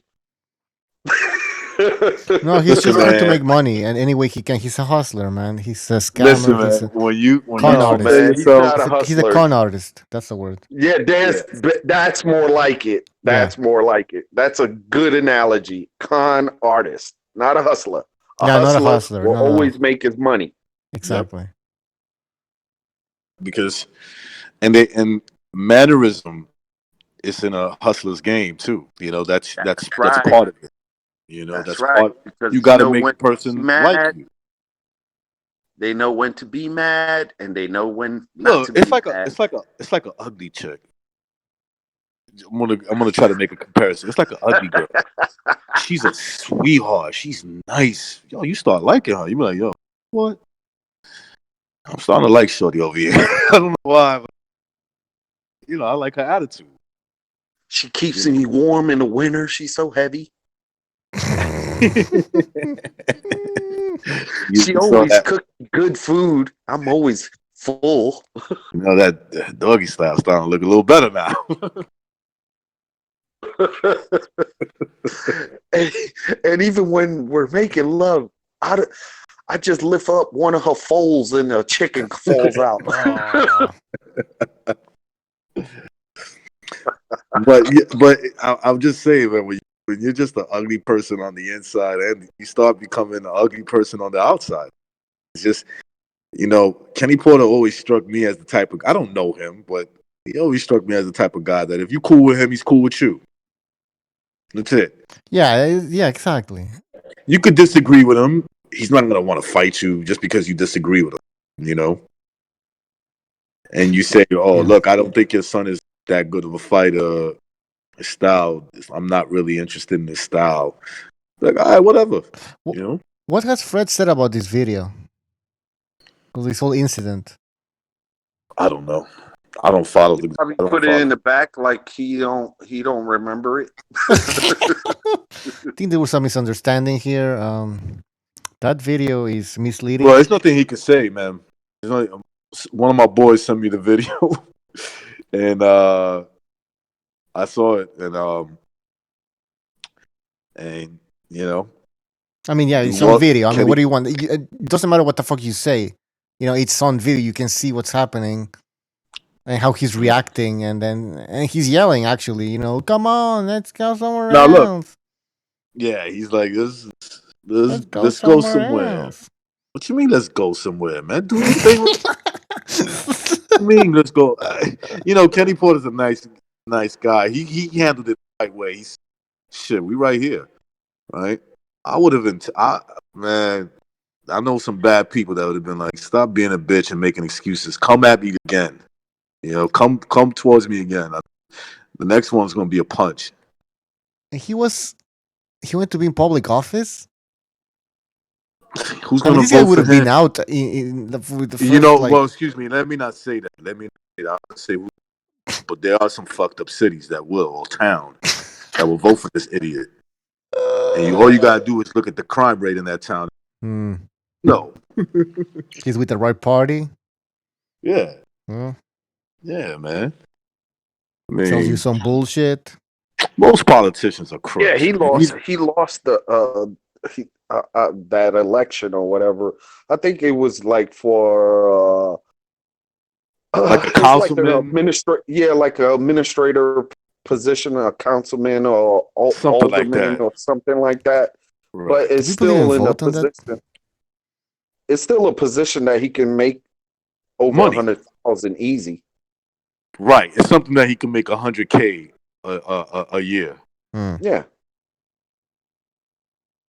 Yeah. I mean, listen. Alexander Ocasio got fucking elected as a congresswoman.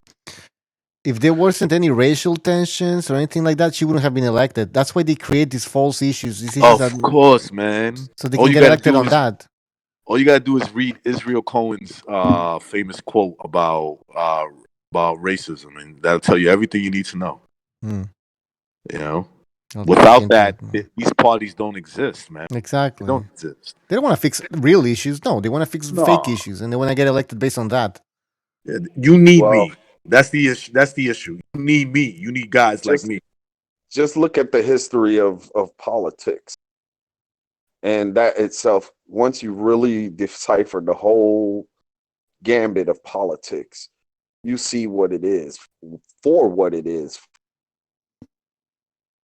In a historical sense, look at all the politics that happened and what came from it. There's some good, there's some bad, but Mhm. which one outweighs itself? Yeah, yeah, man. Listen, you know how fast you problem if you're somebody of some type of importance. Just tell a community that's living backwards. Look, finish school. After you finish school, if you have a kid, marry that woman. You'll be all right. Your life will be fine. Okay? That's it. All right, Yeah, buddy. it's simple, Go but attack the world. yeah, Go attack the world, buddy. That's it. It's that simple. But no, they beat around the bush. You know, they tell them, no, it's not your we're fault. gonna create more state housing, We're gonna more create things to more. keep people tied into the dependent on the We're gonna government. create more programs that takes your Yeah, money. more programs take your money, and then we give you less than what you gave us, basically, right? And don't ever forget, They give you it ain't your crumbs. fault. It Yeah, ain't your fault. You're a criminal. It's exactly. the world's Nothing fault. about taking responsibility. Nothing about improving. Yeah. It's just maintaining the current status quo. That's it. Like that's it. But they're so brainwashed that they clap like, yeah, like bigger ghettos. Yeah, like what the fuck? Like how is that good for you? Nothing about jobs or education. No, No, we're it's gonna clean the corrupt cops. We're gonna like that's not gonna create a better corrupt future. Like yeah, cops. exactly. Clean this. Like that's why there's Don't make that crime. dog bark like That's that. why there's crime. That's why nobody finishes school, high school, or anything. It's because of the cops. Or I mean, don't get me wrong. Listen, Some of these cops are retarded. I mean, even of here, course, yeah. but it's There's some not dirty it's not the cops. cause, man. That's just an No, issue. It's an issue, but it's yeah, more the, state housing, more ghetto, so you can stay in here they and you want don't this. have to That's what live. these politicians want because once somebody becomes independent, they don't need That's the politicians. word. They don't They need these they people. don't. No, they start to think, question, and they're like, Start to That's think well, and the question. word. That is the word. And that's the word that people get confused, that they want you to be dependent on them. mm-hmm. When, So you always vote because for them.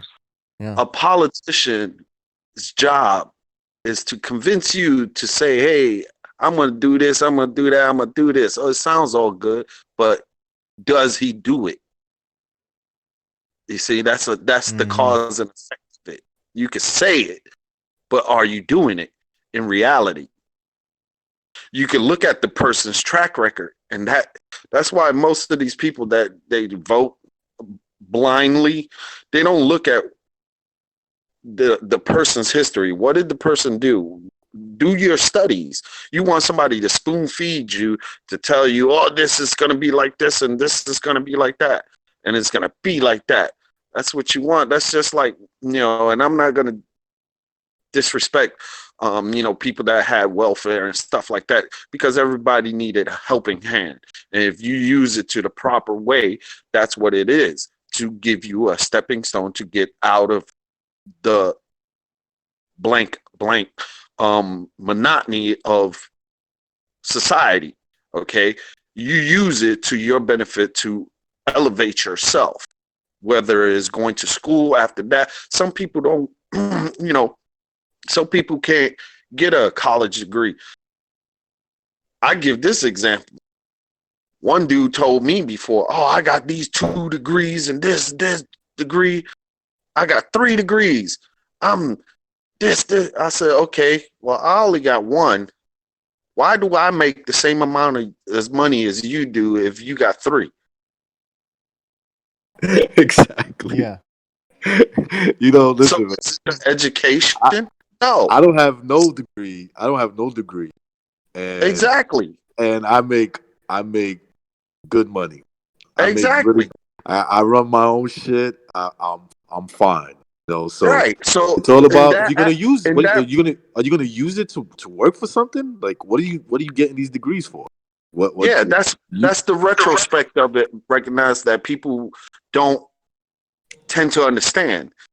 You use it as a stepping stone to elevate yourself. Once you elevate yourself, you elevate those that surround you. Because first of all, you can't elevate yourself, then you can't elevate nobody else. Because if you can't do it for yourself, then how the hell are you going to do it for other fucking people? Yeah. Good point.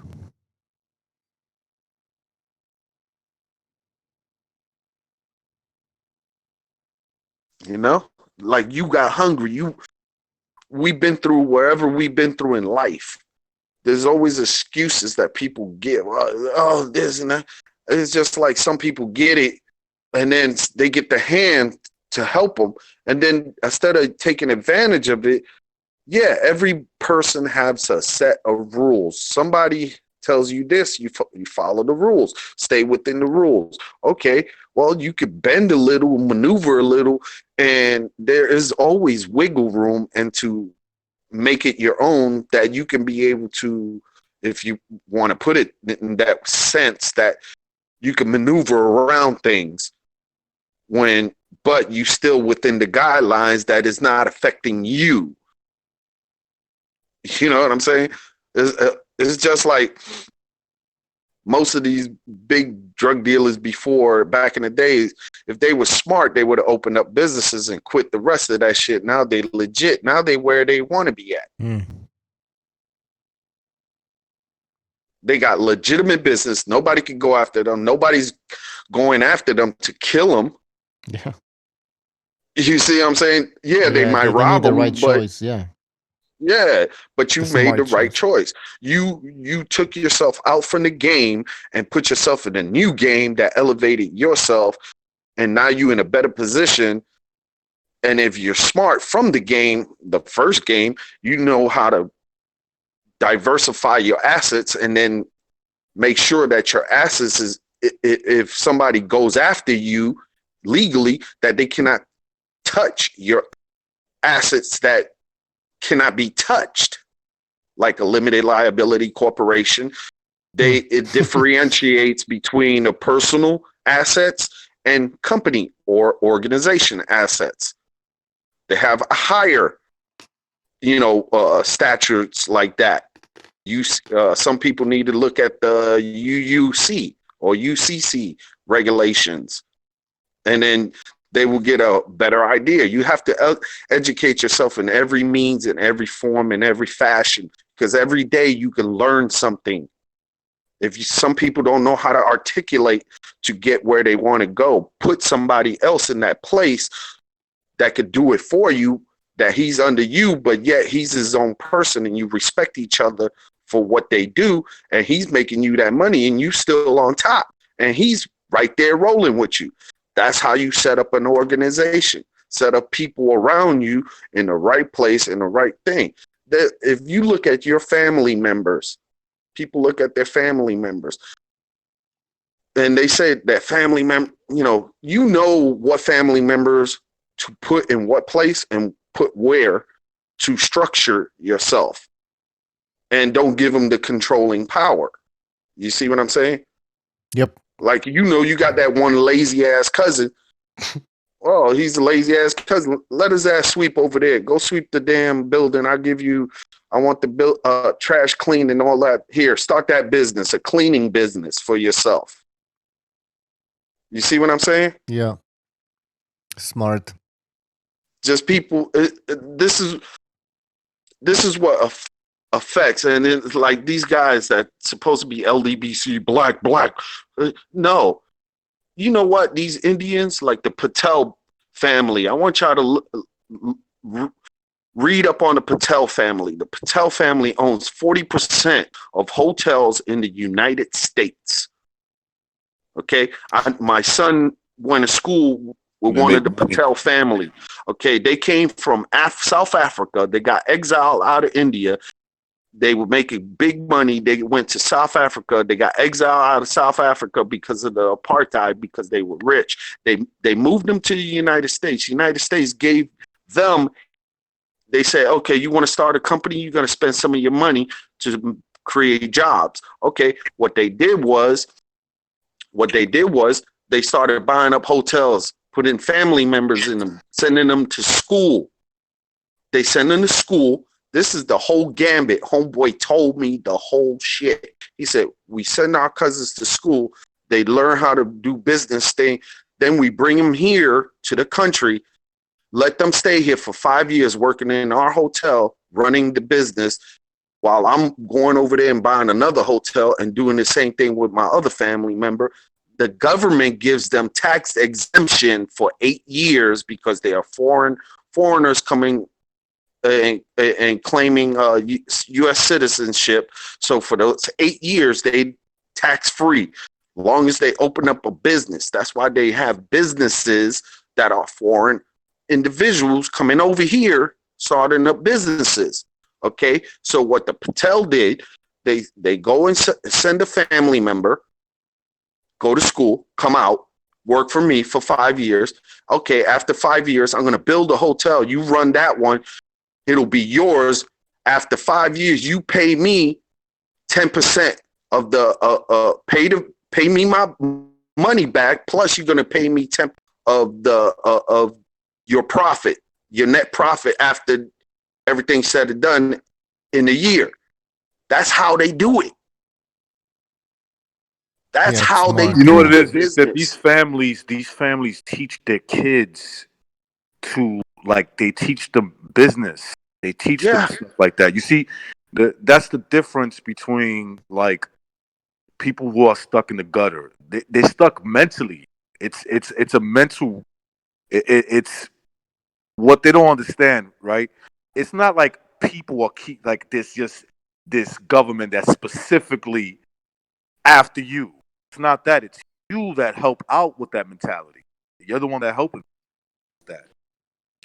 Yeah, You're the one that's keeping yourself, like, saying. You're the one buying the fake watch, basically. Right. You're the one like, buying you don't the have to fake buy watch. the watch. You don't have to buy the watch, but they buy it, basically. They buy the bullshit. You don't have to, though. Your family's telling you, they're showing you the difference of a real watch and a fake watch, right? And so you got that from your family. That's what these people got to understand.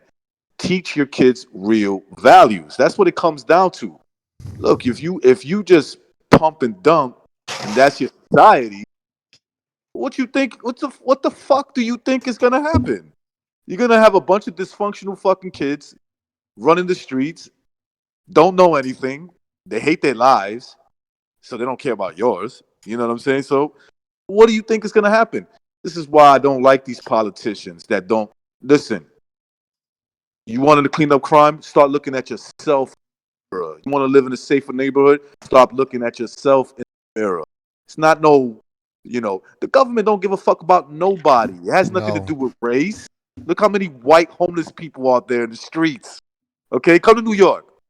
I guarantee you, for every black homeless guy you see, Dude, you're gonna see at least yo, 2 No, white it's guys. only minorities are recognize, homeless. recognize. I seen in California. I went to Japan. I saw homeless Japanese. I saw, dude, everywhere in this world there's homeless people. Yep. Yeah. Doesn't matter what race, color, creed. It doesn't fucking matter. Poor is poor because you know, dude. Man, I even met the prime minister of fucking Japan, dude.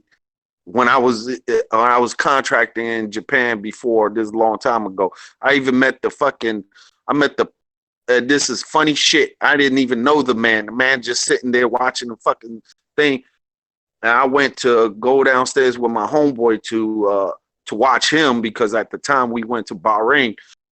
You know, they told, watch Americans, what I'm saying, stick together and shit. So this was back in the days. So this dude sitting down, come to find out, he was just chilling. He ain't had a beard. I was like, wow, all this bar is full right here. I'm standing in a corner and I'm just looking. I'm that type of dude that I scope the whole spot. You know what I'm saying? I'm always scoping. I'm always watching. I'm diligent and aware about where the fuck I'm at. And everybody ain't even paying him no mind. He just chilling. So next thing you know, I said, yo, buy him a beer. Waitress go over there. He said, I didn't order this. She pointed to me after I told her, don't fucking tell her who he got from. So anyway, he said, yo, come sit down, man. Chill. He had fucking a whole bunch of shit right there. Big ass green TV in front of him. Nope. And we're in the bar now.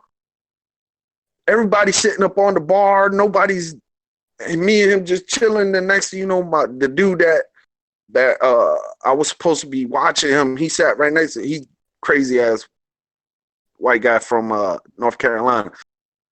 He goes, hey, what's up, buddy? Kind of find out, guess who that man was? That was the second cousin of the Prince of Bahrain. He was the minister of finance of the prince. He was the minister of finance of the kingdom of Bahrain. Jesus. Well, what did I just walk into? Multi-million-dollar man. Okay, and he was sitting next to me like I was nothing. Hey, what's up? He said, my friends called me Smiley. Call me Smiley. I said, all right, my boys call me G. What's up? Treated me just with respect because it was out of respect. It doesn't matter what characteristic a person have. Anywhere in the world you go into, any place, any hood, doesn't matter. I met the hoodest motherfucker up in Houston when I went to Houston. Tatted up, gangster. I mean, he was totally gangster. Me and him was chilling at this place. I came out. I went and bought some. They had some catfish, some country fried catfish. Oh man, that shit was banging. So I came outside. I said, "Yo, man, can you pass that thing, the hot sauce?" Boom. He said, "Yeah, bro." Next thing you know, we just chilling. Smoked a cigarette. He's like, "Yeah, man. Yo, man, I just got out the can. Blah blah blah. I'm trying to do good. My man is putting me on this working at the rig." I said, dude, if you get over there at the rig, dude, try to get the platform rigs. And he was like, platform rigs? I said, yeah, you could go work at the platform. I said, hold up, I got a homeboy number here. I met this guy coming back from Kuwait. He was the CEO of one of the oil companies. I was just chilling, and he was just talking. Oh, what you doing, blah, blah.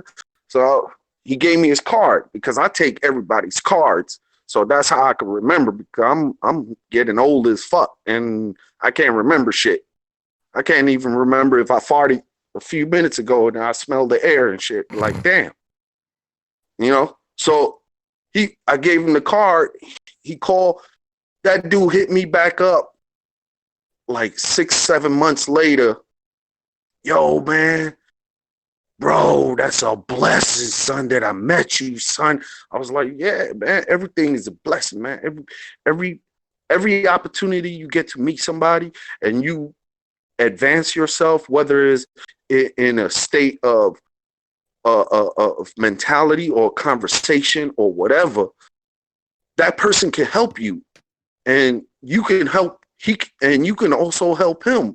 Who knows what you was talking to him and made him do that for you? He said, "Yo, bro, appreciate that." That dude right now making 230,000, working 28 days on, 28 days off, 6 months a year, in an offshore rig, and 30,000. Damn. Yeah, it's all about man. It's all about how you apply yourself.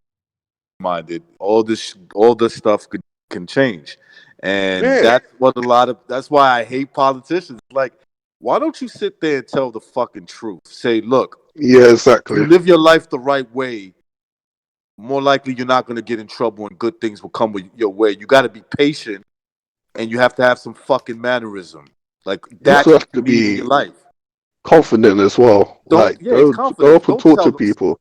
Don't tell them some bullshit lie. Have them chasing. Have Yeah. them fearing some fucking ghost that doesn't exist. Gonna give you this, I'm gonna give you that. Like it's Yeah. Oprah. It's the Oprah No, they Winfrey tell show. them. Where They like tell you get a free it's car, like you get a free car, you get like is that even possible? No, no, you of can't course get not. everything. That People well, want it everything. is for her because she goes and get tax write off from that. That's Come why on. she can get free shit. Yeah, look. see, It's there's all always about look. something weird. Yeah. Look what these politicians are saying. We're gonna tax the rich. We're gonna tax them at 90%. Even as far as what makes you think these rich are gonna stay in America if you do They don't that? even have their money. They don't even like. They're already Well, not the paying poor, taxes. You Okay, the how poor about idiots. don't somebody even raise get their hand money and say, anyway. how's that possible, sir? So, Because are you gonna force these businesses to stay here? Their money's yeah. First of all, that, and then their money's not even in here, man. It's not even in the country. It's in some fucking island or some shit, like tax free okay, Third of everything. all, you barely get anything on the stuff you do get. You end up living in like Section 8, like hey, you're on the street. It's like it's worthless. It's nothing. have any of y'all heard of Robert Kiyosaki, Rich Man Poor Dad? Who? Robert Kiyosaki. I have 2 books of him. Of his. Okay, he breaks down the category. Okay, he got working man, 9 to 5. He get taxed 40%. He got a small businessman. He get taxed 60% because his affiliation with his employees. So he gets taxed actually 60%. You got big corporation. They only get taxed 20%. Then you also got entrepreneurial people that take their money and investments, which we talking about the top 1%. Okay. We talk about multimillionaires. So it's just like you brought it up, Bucho. Oh, is it real that Oprah, she and what did I say? Yeah, she uses that as a tax write-off. Yeah, it's a tax write-off. Okay. So okay, the entrepreneur, they have ways, legal ways, to be able to bypass any of that, because some states allow you, if you get, let's say you got 1,000, 5,000 employees, or let me use Amazon for a good example. Okay. That whatever state Amazon, because Amazon was going to move their corporation over to, I believe it was Nashville. Right, they're gonna move it to New York first, and then Right, Ocasio fucked that up. New York didn't play, meaning New York said, well, we're going to tax you. And New York got high ass taxes. So what they said was, okay, we go to Nashville. Nashville don't have state tax. We put it over there. We start this organization over there. Now we're creating jobs like 40, let's say hypothetically 35,000 jobs. The state gives them incentives for bringing those 30,000 jobs, because that shows in the politician, oh, our state doing well, blah blah blah, and we getting this, and they give state funded grants, and that brings their taxes down. Next thing you know, That dude ain't paying no tax in fucking Amazon. He's not paying not You nay see, tax because he uses it as a write-off. he used that. Let me explain something to you though about that Amazon deal. That it was fucked up for New York immediately, and a lot of people are misinformed just a little bit when it comes to that. What they offered was I think it was a $3 billion tax cut within 5 years or something like that, right? Right. 3 billion. Now, the reason they were doing that because of the amount of jobs it was going to create. Right off the back, it was for where I grew up at, Long Island City, because that's where it was going to be at. 25,000 jobs off the bat. Okay? Now, Ocasio and a few others didn't do our neighborhoods any favors by doing this. Okay? They did not do. In fact, people are pissed off. They are pissed off to the point where, look, Jeff Bezos is a businessman. He said, "Look, I'd rather it be in I'd rather it be in New York for different reasons. Maybe I am getting off on the public of New York, but I will create a fucking a great economy. You will have a booming economy right off the bat and years down the line. Okay, that's my incentive." So he said, "Okay, Ocasio, look, you actually did me a favor. Maybe I didn't want this New York thing. So now I'm gonna take my shit to Tennessee. There is no state. But the immediate effect is now Alexander Ocasio represents my hometown. She's is part of the district. She needs outside money in order to confirm herself a runoff again. In other words, to not have some other Democrat run off against her and possibly beat her, right? Because no inside, which is you're supposed to, we know that there's loopholes with that. You're supposed to only get donations from the state or the city that you're running from, right, or the district. Now she has to depend on outside money like California, some of these big Democratic donors to fund her campaign. Because if it wasn't for that, she'd lose. She probably loses anyway. I'm not saying she's gonna win for sure, but she has a good shot. But she probably loses the runoff. So she played her cards wrong, where now she has to depend on these outside donors to get her back in. So it works both ways. Jeff Bezos would have raped in terms of taxes, the state of New York. But he was the reason the state of New York was gonna do that because Amazon is huge. Can you imagine if they had a base in New York? Forget it, man. 25,000 off the bat. That's just to start it off. And he was offering those jobs as part of the incentives to Long Island City, the people there that live there. And that affects the people that live, that could affect in a good way the people that live in the poor neighborhoods of Long Island City, the projects, Queensbridge, Ravenswood, Astoria projects, people like that. So, yeah, I think Ocasio-Cortez kind of played herself when she did that. All right, guys. On that note, we will have to end the show. I need to bounce and watch the fights. But, man, Second Renaissance, this is all fucking for Second Renaissance material. We have to do that. Renaissance shit. We are actually doing. People are saying, "Oh, you keep saying that you're gonna do a Second Renaissance." We are actually gonna focus on that channel a lot more. So, guys, thank you for your contribution by joining BDA Boxing. Everybody in the chat, also thank you very much, and we're gonna be seeing you next time. We wish you a Merry Christmas. We wish you a Merry Christmas. We wish you a Merry Christmas and a Happy New Year. That's Oh right. shit, spins. I'm Nice. not cool with that. I'm sorry. God bless everybody. God bless everybody. Bless you all. See you, man. With degenerate animals. For real. Hey, I'm disappointed in everyone. Totally disappointed. Join the army.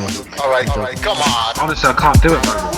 I'm disappointed in everyone. Let me tell you why. It's gonna be alright, Nicky. Go ahead, shoot. He just killed a fucking man. What are you going to do about it? Yeah, because you got nothing. You don't got a thing. Yeah, because you got nothing. Lomito! Got nothing. I want to get out. I want to get out of this rat hole.